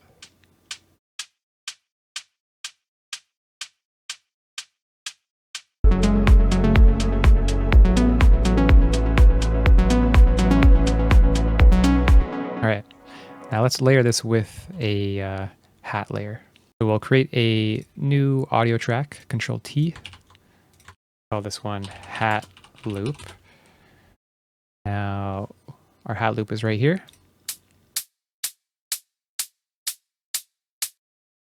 Drag it in there. Hear how excuse me, let's hear how it sounds.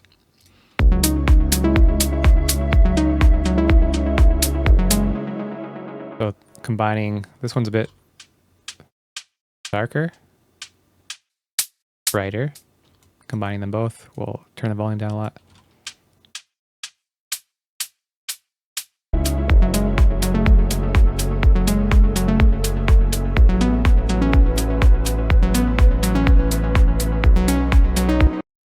Get more body in this one, and then combining with the bright one. A match made in heaven. Wow.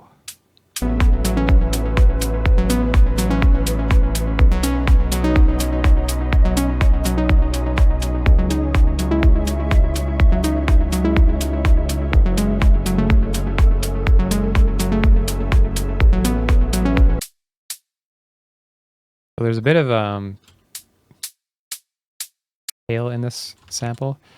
So a cool thing you can do, it's not super strong, the reverb tail, but if you go to this, so there's a beats mode, transients, and then change it to this arrow, you can tighten up the decay of a sample like this. That's extreme.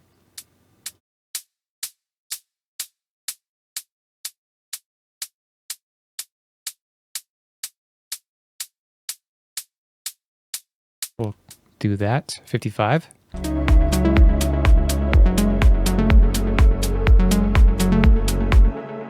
And now, so this loop, you gotta be careful sometimes. Sometimes loops have their own groove already embedded into them. So this one's not in time. So right now we're very on the grid. We're gonna change that in a sec, but I wanna get all these lined up correctly, and then we'll add a groove, a swing, with the groove pool here, but we'll get to that in a sec. But we're gonna set ourselves up to take advantage of that. So we'll make sure that our loop is quantized, because some of these are, you can tell when you listen to it, they sound a little late or a little early. Like this one.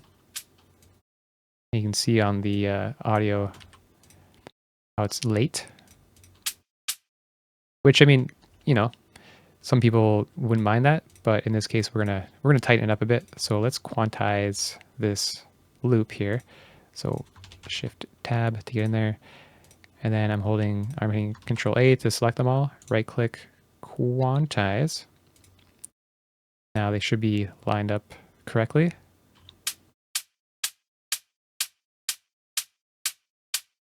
Cool.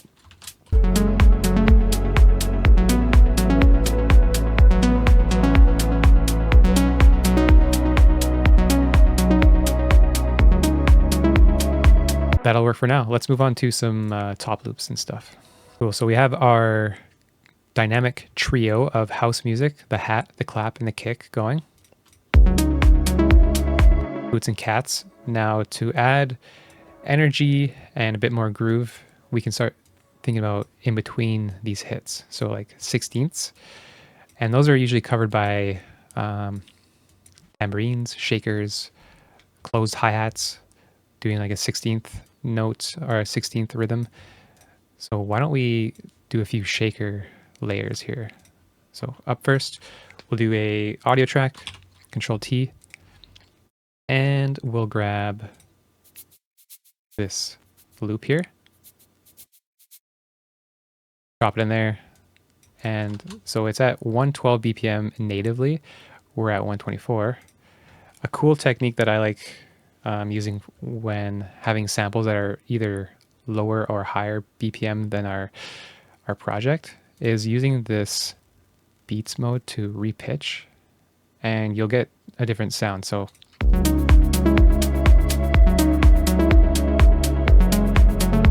now we change it to repitch. Since we were a lower BPM, if we repitch it going higher, it's going to pitch it higher.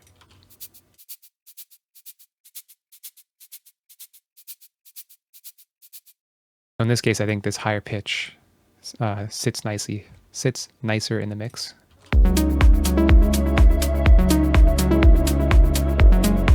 Turn it down a bit.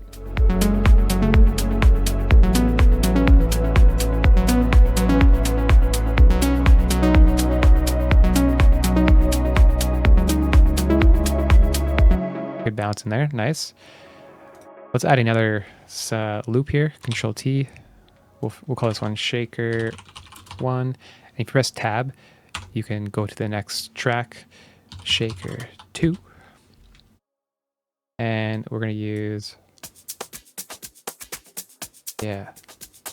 So this one has a lot more going on in the sample. So maybe we'll EQ to kind of decide what we want included in the groove here.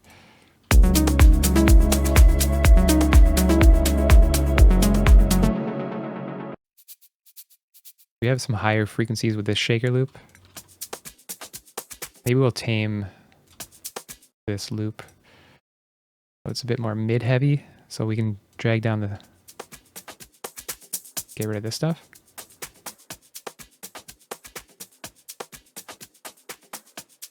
Get some of the lows out of there.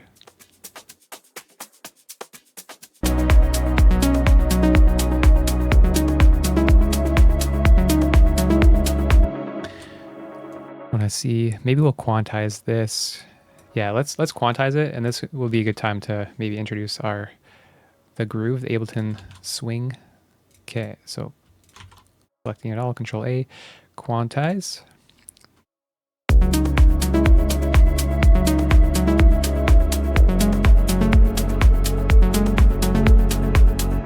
Okay, so if we go to the groove here, we're gonna find a lot of Ableton swings, and this will just add a bit less quantization to a group or a MIDI track or a sample that you select. So we're going to go with the 16th 64. You can always preview how they sound. Yeah, so we'll drop it in there, and now we can go to this groove here and select it. Let's hear how it sounds now.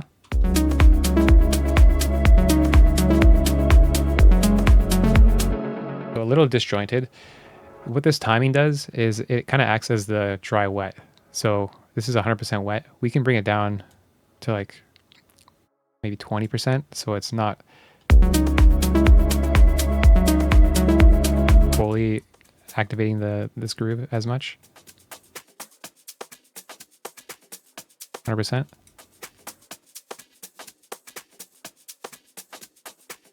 Yeah, it kind of sounds a little awkward.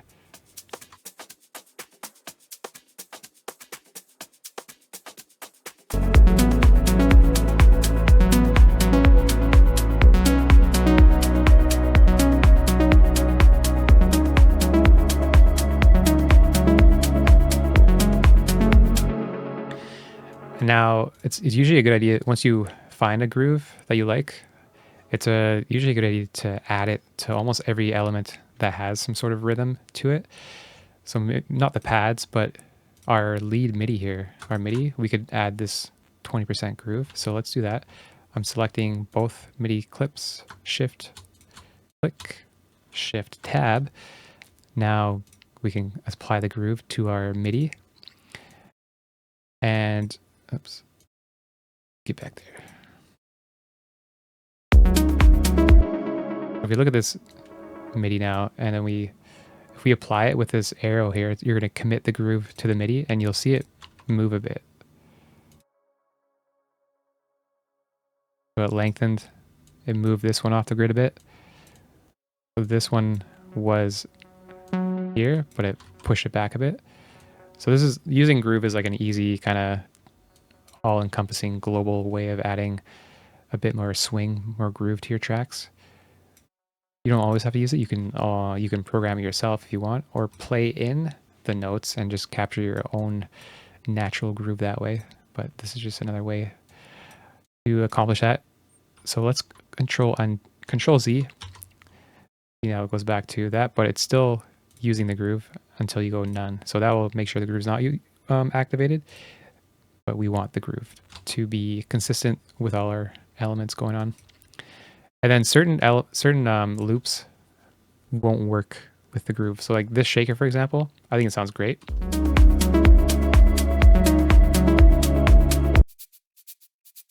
But what if we add the groove?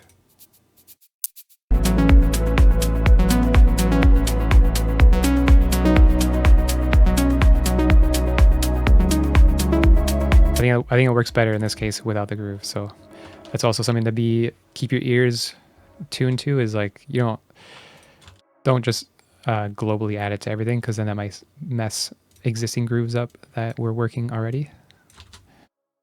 All right, let's add one more shaker idea, just to give you some more tools in your tool belt.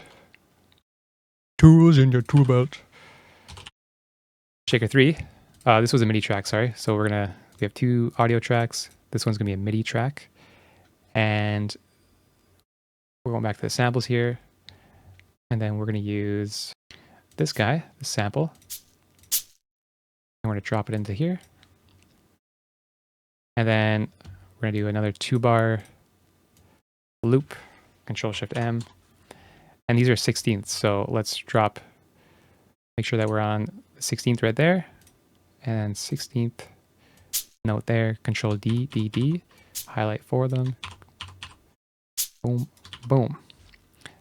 Here's how it sounds. Very robotic. So let's work on the sound. First of all, I want it more, see how the audio kind of swells or it fades into it? The attack is a bit gradual. I want it a bit more, yeah. A sharper attack. Smoother. Give me that. That's what I want. Okay, we'll turn it down.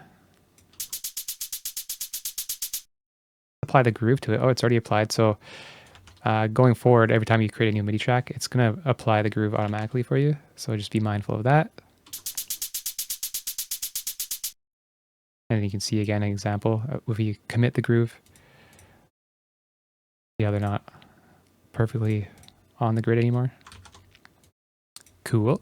Let's do some velocity stuff to this shaker sample. And while we're here, actually, why don't we change this into a 1-bar loop? So I'm going to press Control-E to split the clip, delete this, and then Control-J to consolidate into a 1-bar loop. Make sure we loop it here. Okay. So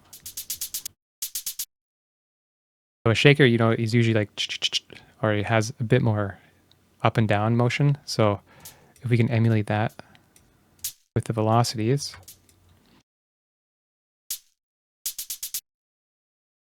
kind of going strong, soft, soft, soft, up, back to strong. Maybe even like this one can go really low and low. Take it, take it, take it.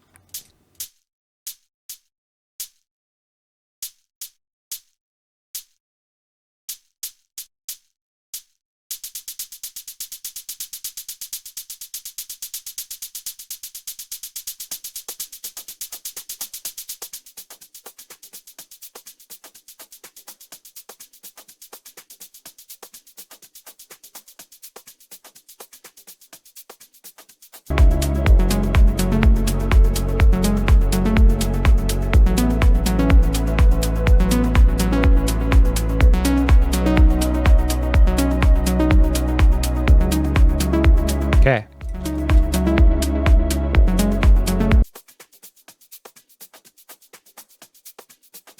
So, we could have got away with just this one loop, but I think it's a cool example of showing how to layer sounds.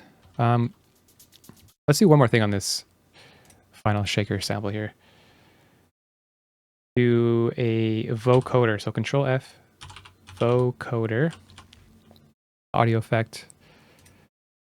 Double click it. And then we're going to change the bands to 32.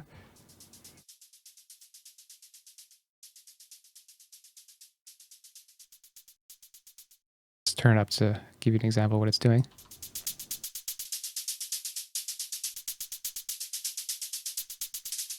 The vocoders are a common effect used on like hats and shakers to add a bit more airy frequencies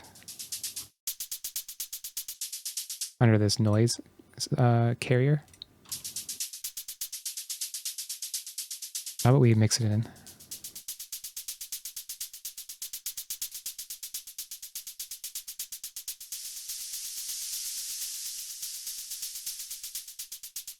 That's also a technique. If you want to do like a cool transition, you can like slowly increase it.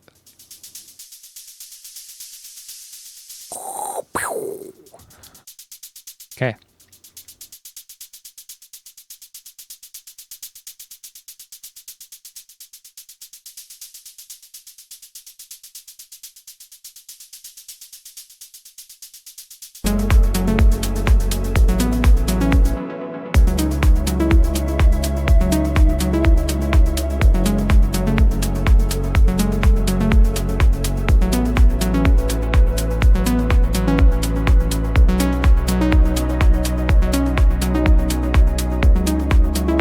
Mixing in subtly.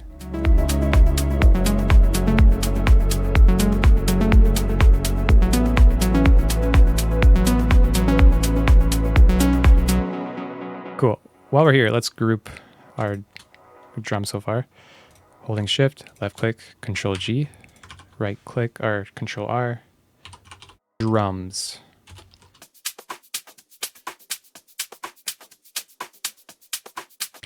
And then also I like doing, so when I have our drum loops that are playing at the same time as the kick, I will oftentimes sidechain them. So let's group the shakers. We're gonna call this top loops because we're gonna add some top loops in a sec. All right, so, and then we'll get a sidechain, throw it onto the group here. So now we're giving these top loops and shakers just a bit of pump. Not too much. Let's get rid of this filter.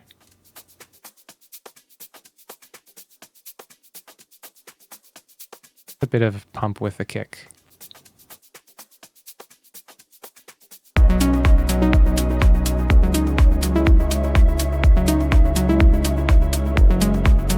Cool. Moving on. So our drum groove is shaping up nicely. You know, nice chill vibe. Something to consider is the energy of the drums. Could be more. So if you're thinking about wanting to add more energy, usually you're thinking about high frequency stuff. So in this case, if you're trying to add energy to drums, you can think about things like rides, cymbals, tambourines.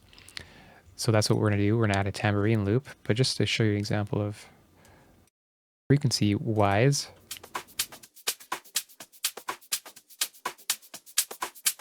you know, 10K plus is kind of the area of some nice energetic drum features. So let's fill out that frequency range by adding a drum loop sample. Control T, new audio track. We're going to call this tambo. How do you spell it? Tambourine? Maybe that might be how you spell it, but let's just call it Tam. Tammy, get over here. All right, Tambino loop here. This is ours. Drop it in.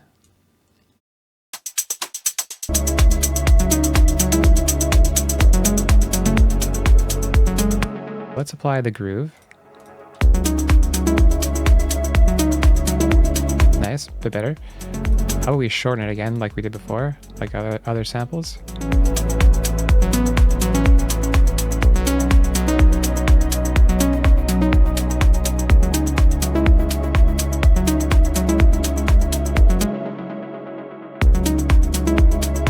So this could work, but let's play around with some other sound, like other effects to really embellish this tambourine loop, make it sound a bit cooler. So if we go over to our audio effects, there's a thing called Corpus, and it has a lot of cool presets that I find are interesting to use for drums and stuff like that. So let's start with right snare.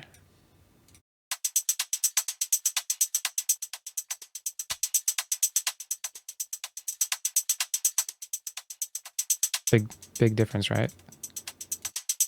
Really brightens it up, like it says. But let's mix it in a bit. Let's do a bit less. About half.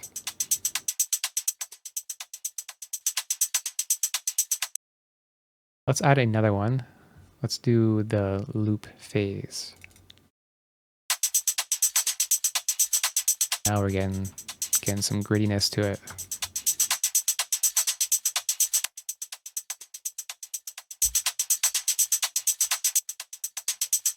Some nice, like, there's like weight. This adds a lot of weight to the sample.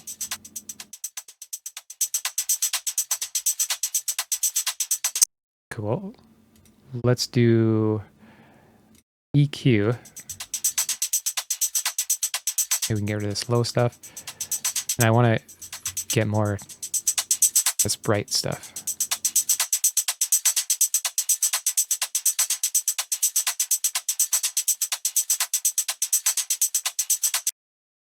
And then we can add some movement with the auto pan.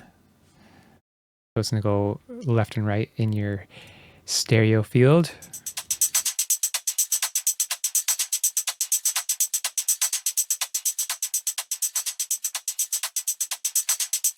Mixed in about 20%. Now we're going to have to turn it down a lot, but here we go.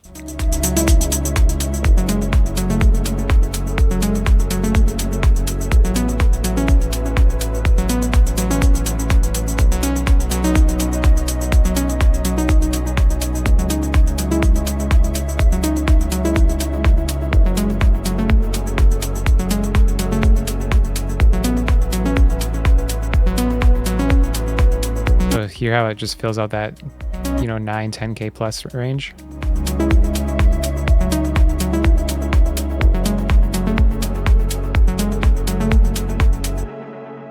Okay, so it can sometimes be a good idea to do like a group processing on the drums as well. So some sort of like compression or saturation just to glue all the samples together. Depends on the samples that you've chosen for your drums, and maybe you've processed them individually, kind of like we did with the tambourine here. We'll determine, how much processing you want to do on your group. Sometimes you don't have to do any. Sometimes you might want to do a lot. Just depends. It's all track by track basis. But to show you maybe a nice simple example of some stuff you can do, we'll do just a bit of saturation on the whole group here. So a saturator.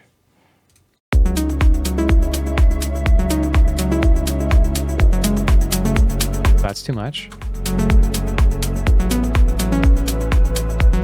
Bring down the output a bit, compensate for the drive.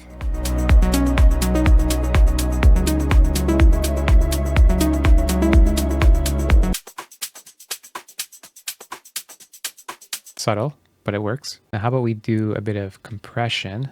So glue compressor is really nice. So let's add that. And we want the attack a bit slower so it's not hitting as quickly, so some of the transies can come through without being clamped down on by the compressor right away. And let's do a faster release too, so it's not holding on as long. And we'll mix in the threshold here.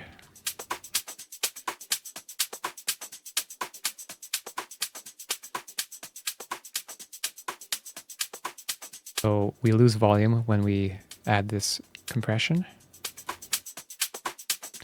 We can make it up with the makeup here.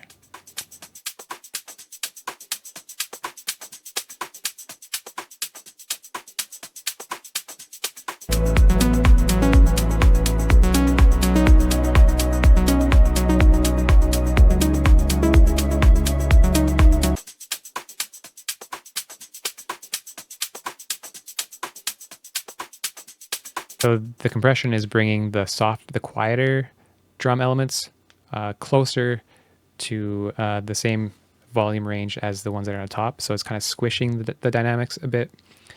That can be useful for drums. I think let's mix it in half, 50% wet and 50% dry. I like the compressor, but I don't want it fully clamping down because these samples are fine already. Like this is maybe overkill what we're doing here, but just wanted to show you some ideas you can take home with you.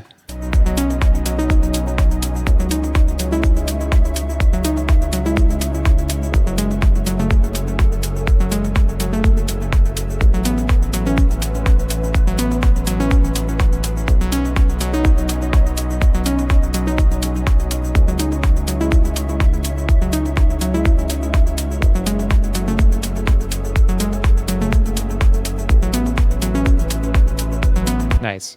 Now, one final thing I like doing, again, depends on the samples and the drum selections that you've chosen, is adding a reverb to all these drum samples. So let's quickly do that. So we have a bunch of options for adding reverb to our drums. We can add it to the drum group, but that kind of universally hits everything the same.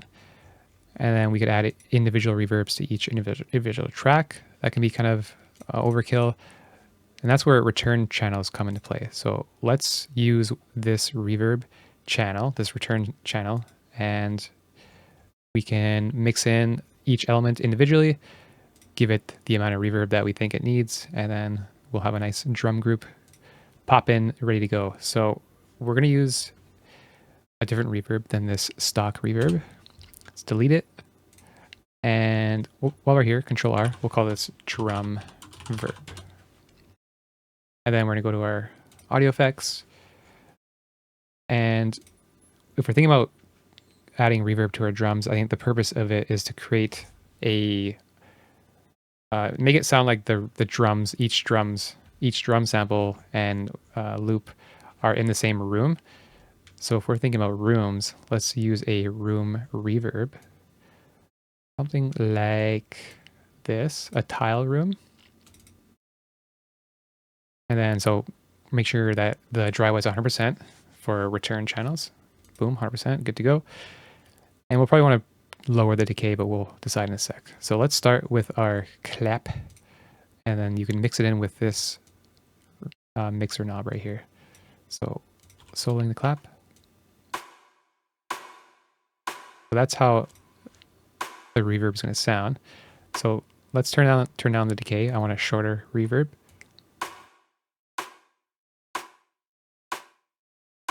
Cool.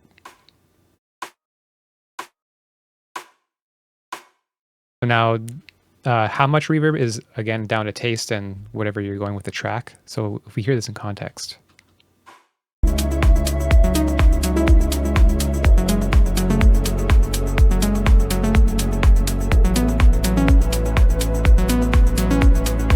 I think I want a bit less wet, so let's mix this in a bit softer, a bit quieter.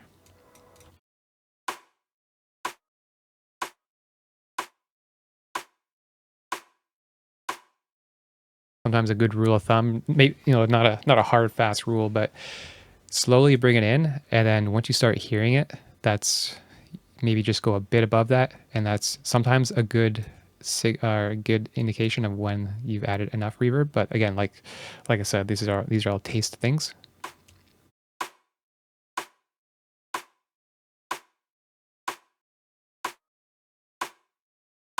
Okay, let's do our hat.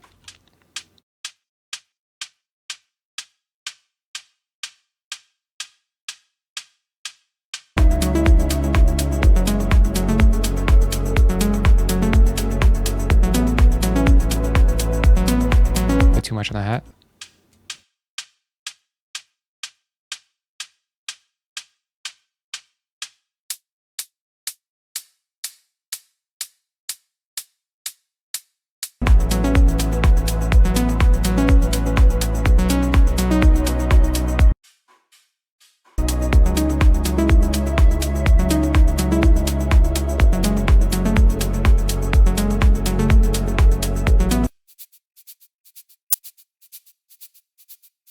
Shakers, you're not really going to get much reverb from these. Loop though, we will.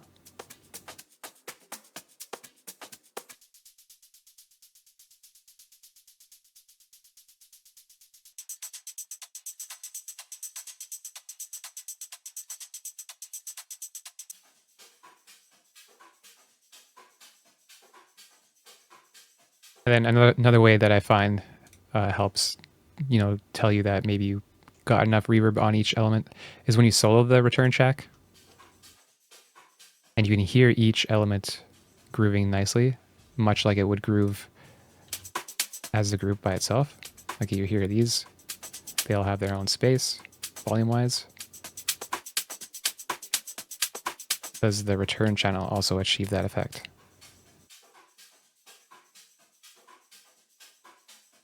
I think so. Okay.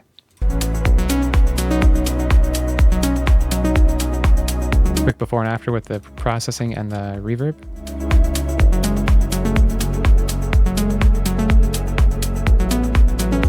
You know, trier could work.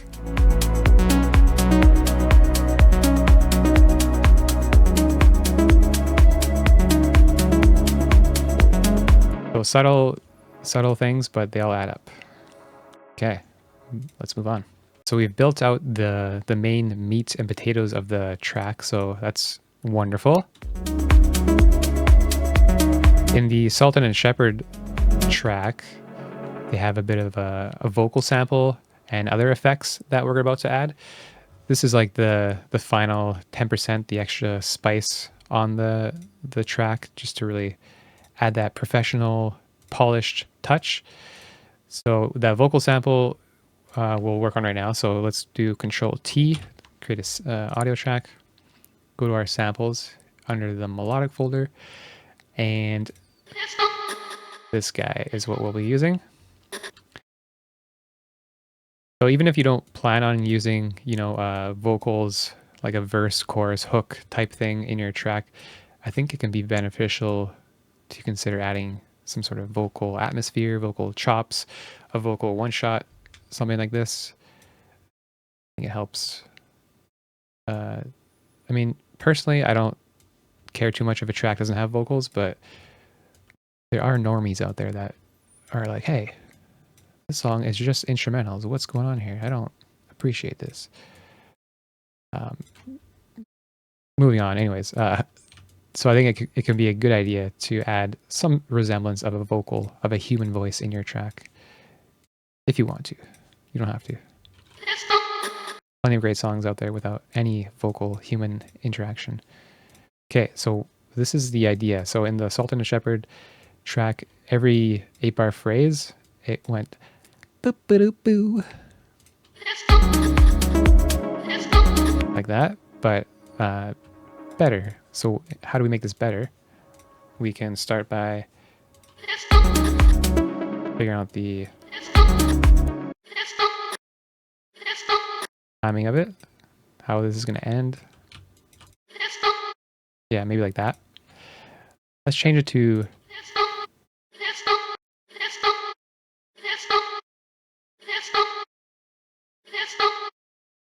I think beats is fine, because we're going to put a bunch of delay and reverb on it, so it doesn't need to be that pristine. Okay, so let's start by cleaning it up with a bit of EQ first. Hey.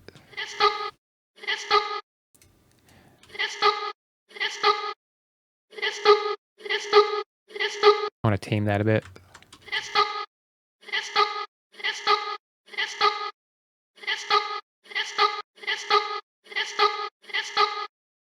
Cool. Now let's add some spatial effects so it doesn't just end abruptly. So let's add a delay. We'll keep it on the dotted eighth. We'll target, you know, these frequencies. Yeah. Ping pong, we want it left and right.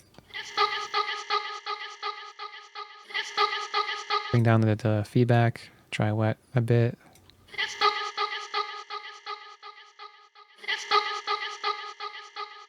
Okay, now we'll blend it in with some reverb, soften it a bit.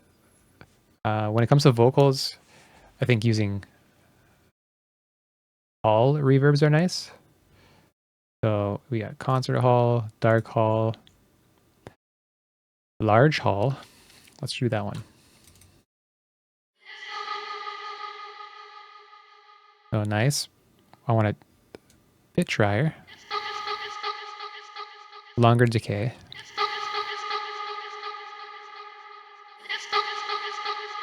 Bit of diffusion.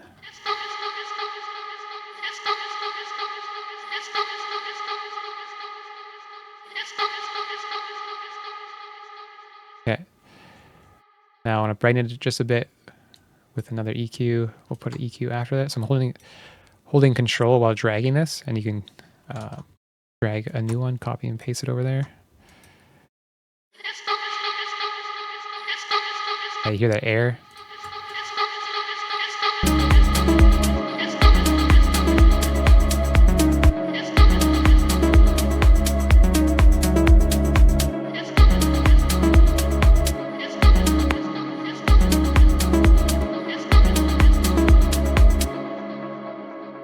Let's get a sidechain. Copy paste.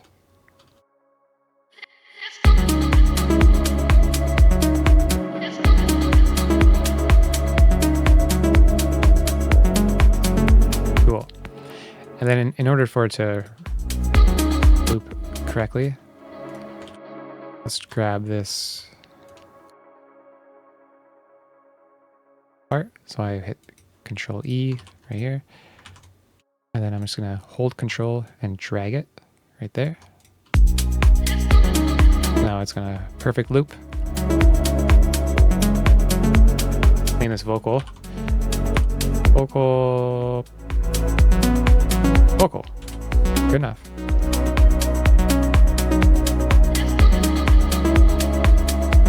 There we go. So every 8 bars, that's what Sultan and Shepard had going on in their track, and we're gonna copy that.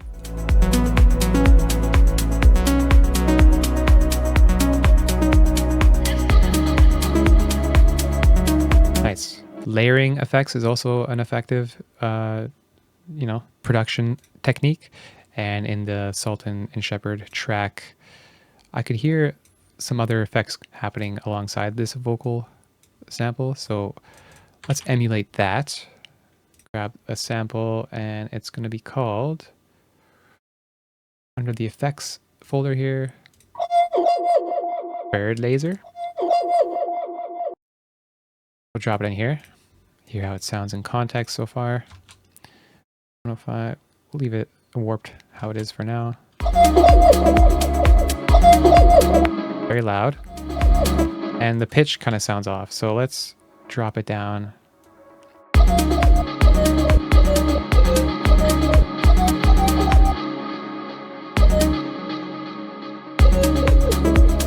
There we go.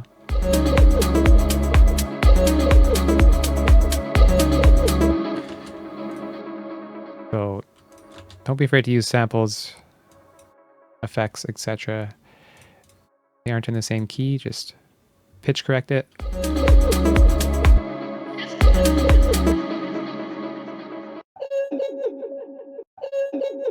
I want this to, because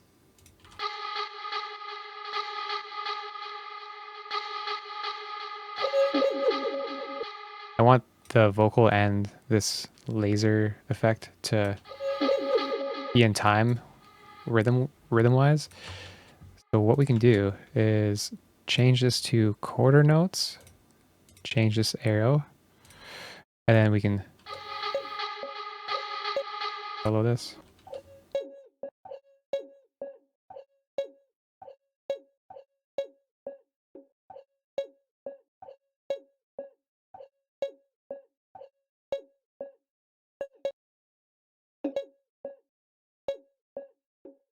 Now it's only going to trigger every quarter note, but now let's find a good spot for it to start.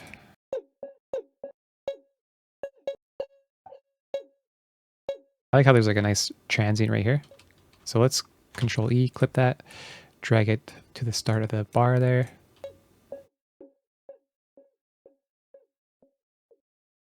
Yeah, that could work, but let's add some effects to really extend that effect. So why don't we just copy the effects we used on the vocal chain, vocal sample there. So holding Shift, Control C, Control V. Now how's it sound? Make it delay longer, make it a bit more wet. A bit less reverb.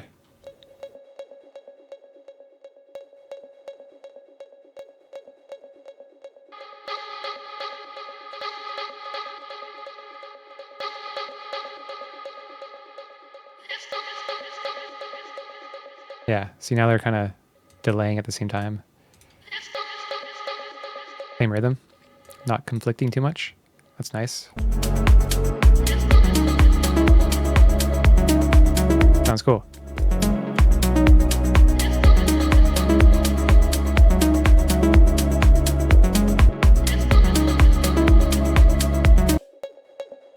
Bird Laser, let's call it that. Bird Laser FX. Cool. Let's add another effect on top. We got a couple here to play around with. So what do we got? We got, that's a riser. How about, yeah, let's do this one. So it's F major, but again, we have the power of pitching it. So let's figure out the correct pitch. Solo it.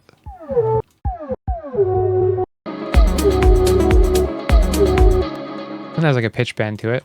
So let's find a steady, yeah, like a steady tone there. Okay.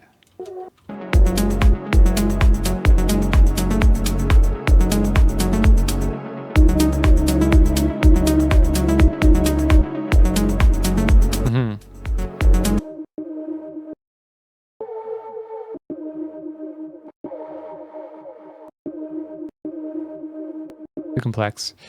And actually I want this part of the sample. So on 19 here, let's press Control E and drag it there to the start. Hear how it sounds.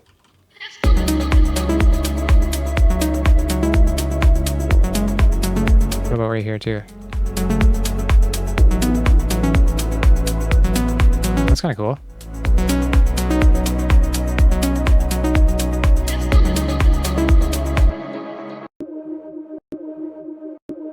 Maybe we can EQ just a bit. Also jumping around here, but let's do a sidechain on this laser and a sidechain here.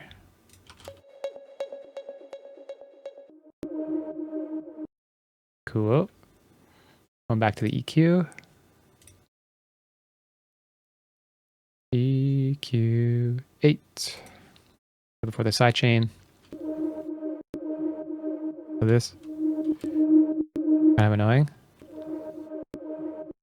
Compensate.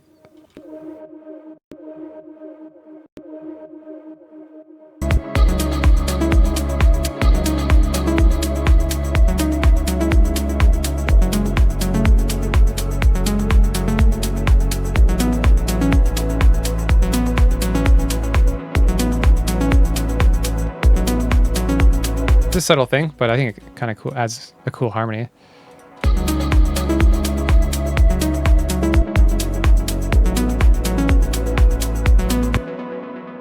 All right, what else we got? Let's add one more effects sample to the mix here.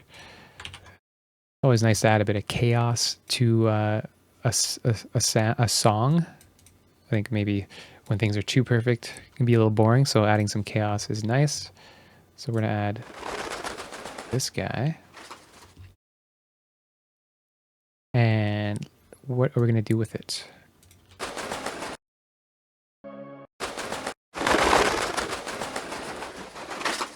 Couple things. We're gonna use this. Maybe we can pitch it up. Let's go up 12. And now let's change the warp mode to make it more smooth.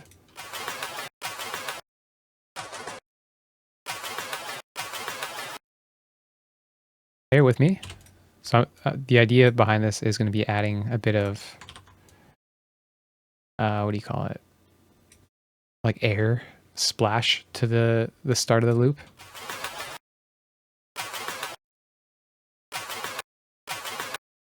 So let's add a spacious reverb to it. See if it works or not. There we go. Head down to spacious.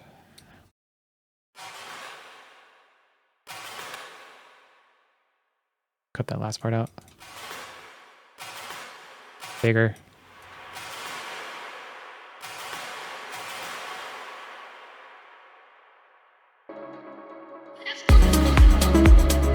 Yeah. Almost like a splash, a nice impact for when the drop happens.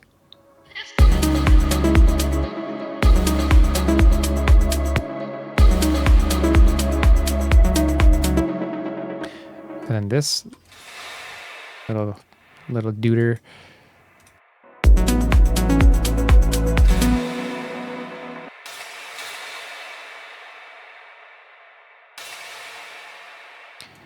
Just a random little noise there, but less extreme on the reverb. So How about we automate it? So we're fine there, 70%. Let's bring it down a lot.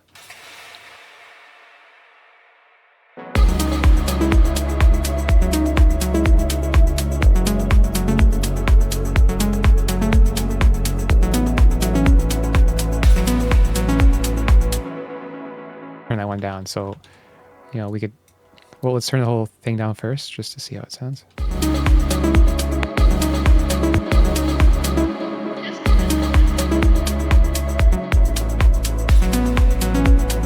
We can bring this one down individually. So if we open up the sample, we can just adjust the volume of this right here, maybe down like 2 decibels.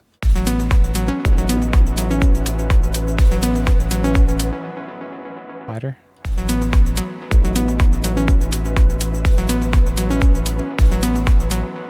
You know, just a random hit every once in a while. Never hurt anybody. So this one's going to be called FX One Shot. And we'll call this one Spacious FX. Okay, now let's group these. Control G, call this effects. And let's hear what we got so far.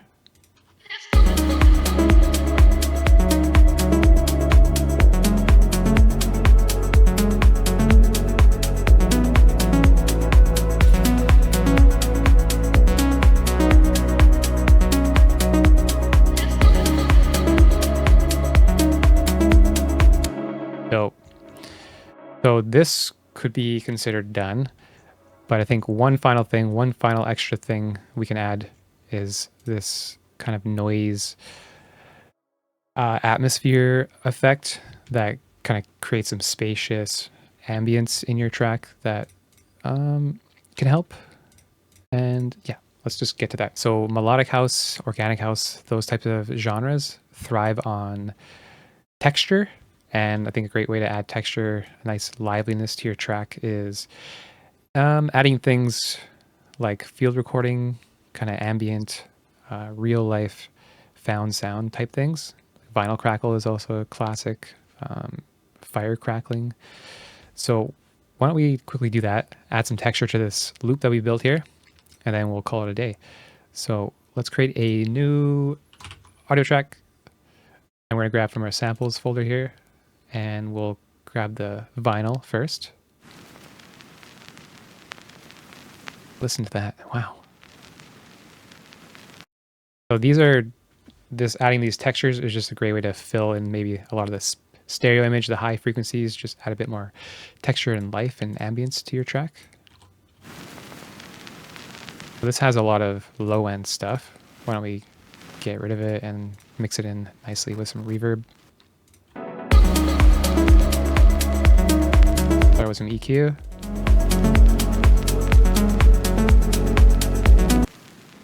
Low end hum, let's get rid of it.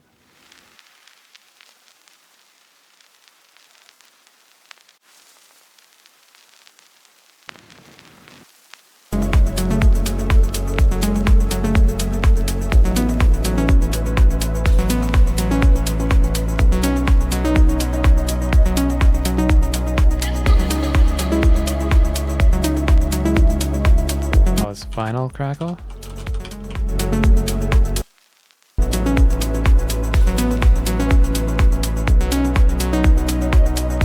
You hear that texture it adds? Let's blend it in a bit more. Let's grab this spacious reverb. Copy, Control C, Control V. Let's get rid of this automation. So right click, delete automation. I want this a bit more airy, more in the background.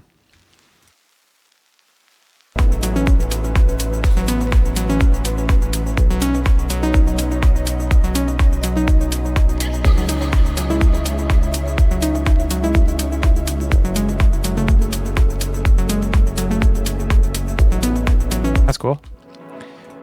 Put a sidechain on it, just a subtle sidechain.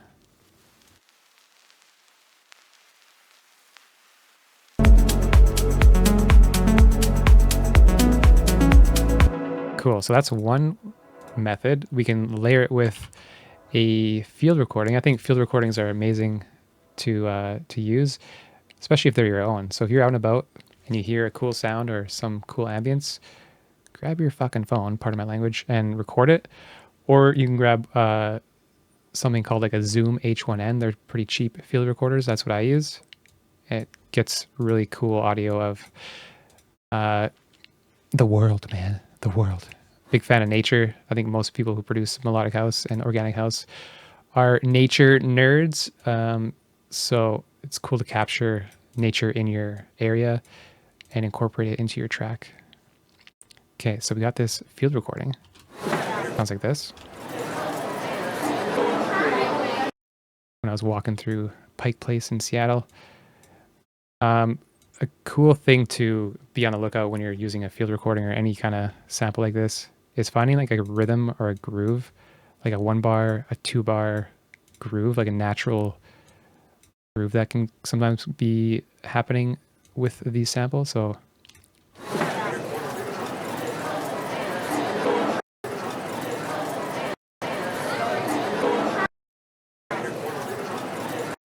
how about something like this? So what's this? Almost a full bar. Oh, we drag it here. So how about like we just loop this and hear how it sounds. Control D to duplicate.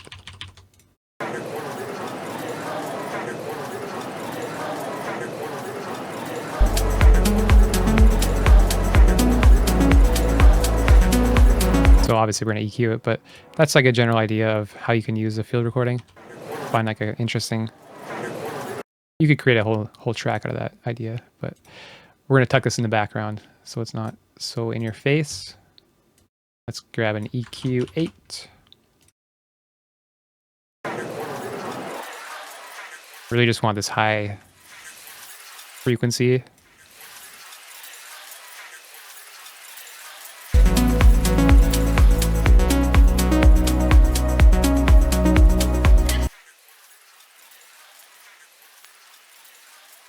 Hear all that high energy, that sparkle. What if you want to make this wider? We could try utility and then just crank the width.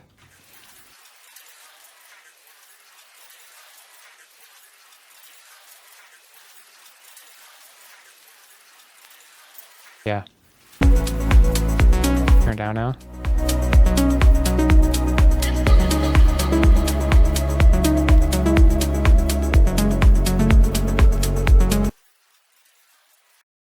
And then I want to smear it even more. How about we add a delay? A lot of feedback, ping pong, target the high frequencies, bunch of feedback.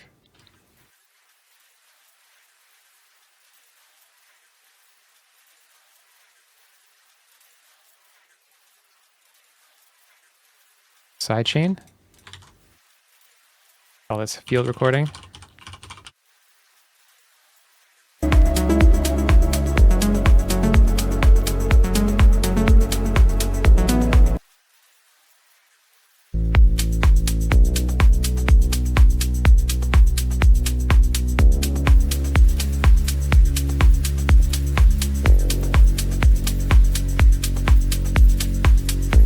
See how it's kind of a groove in itself.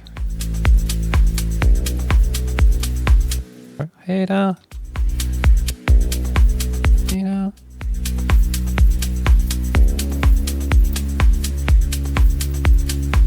Cool. Okay. Let's group these. And we're going to do a quick little group processing on this texture group here. We'll call it texture.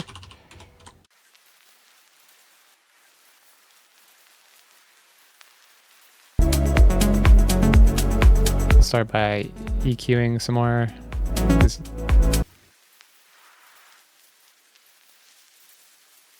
And then what can be good is an OTT. So Control F, OTT. This is under the multi-band dynamics. OTT. OTT stands for over the top. It's crazy compression, as you can hear. Let's just mix it in a bit less.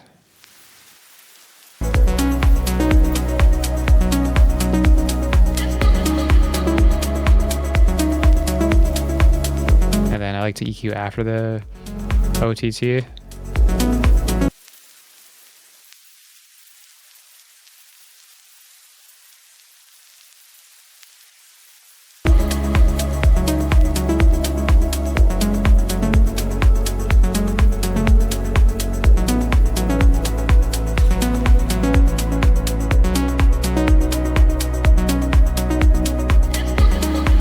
And then it's up to you how loud you want it. In the Sultan and Shepherd track, there's an obvious ambience that they have going on, similar to this. I'm just listening to the tambourine. I don't want to overtake the tambourine.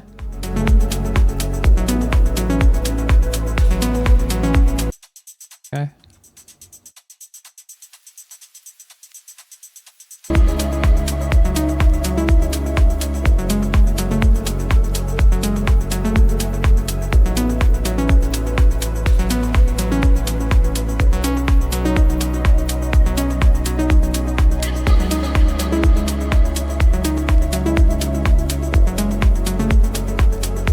Very nice.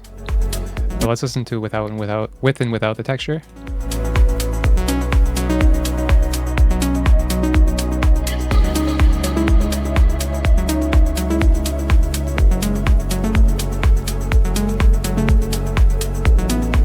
Gives you a lot of energy, right?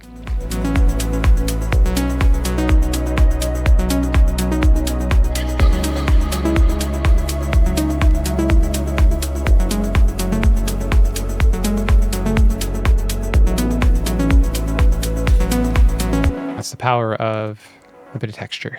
Okie dokie, my friend. That's going to be a wrap on our nice little melodic house jammer. That was pretty fun. Hopefully my ramblings and mumblings weren't too crazy. Hopefully you learned some stuff.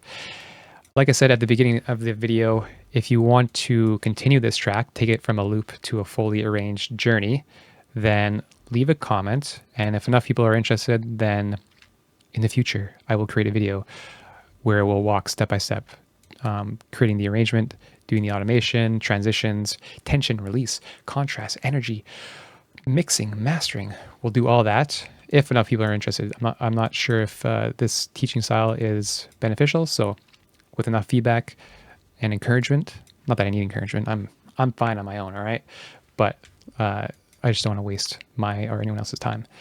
So yeah, leave a comment, subscribe. And if you can't wait, luckily for you, on my website, I have two full courses, 2 videos, step-by-step, track from scratch, start to finish, melodic house, inspired by Andrew Deep, Color Eyes, This Never Happened, Sakura, that kind of vibe.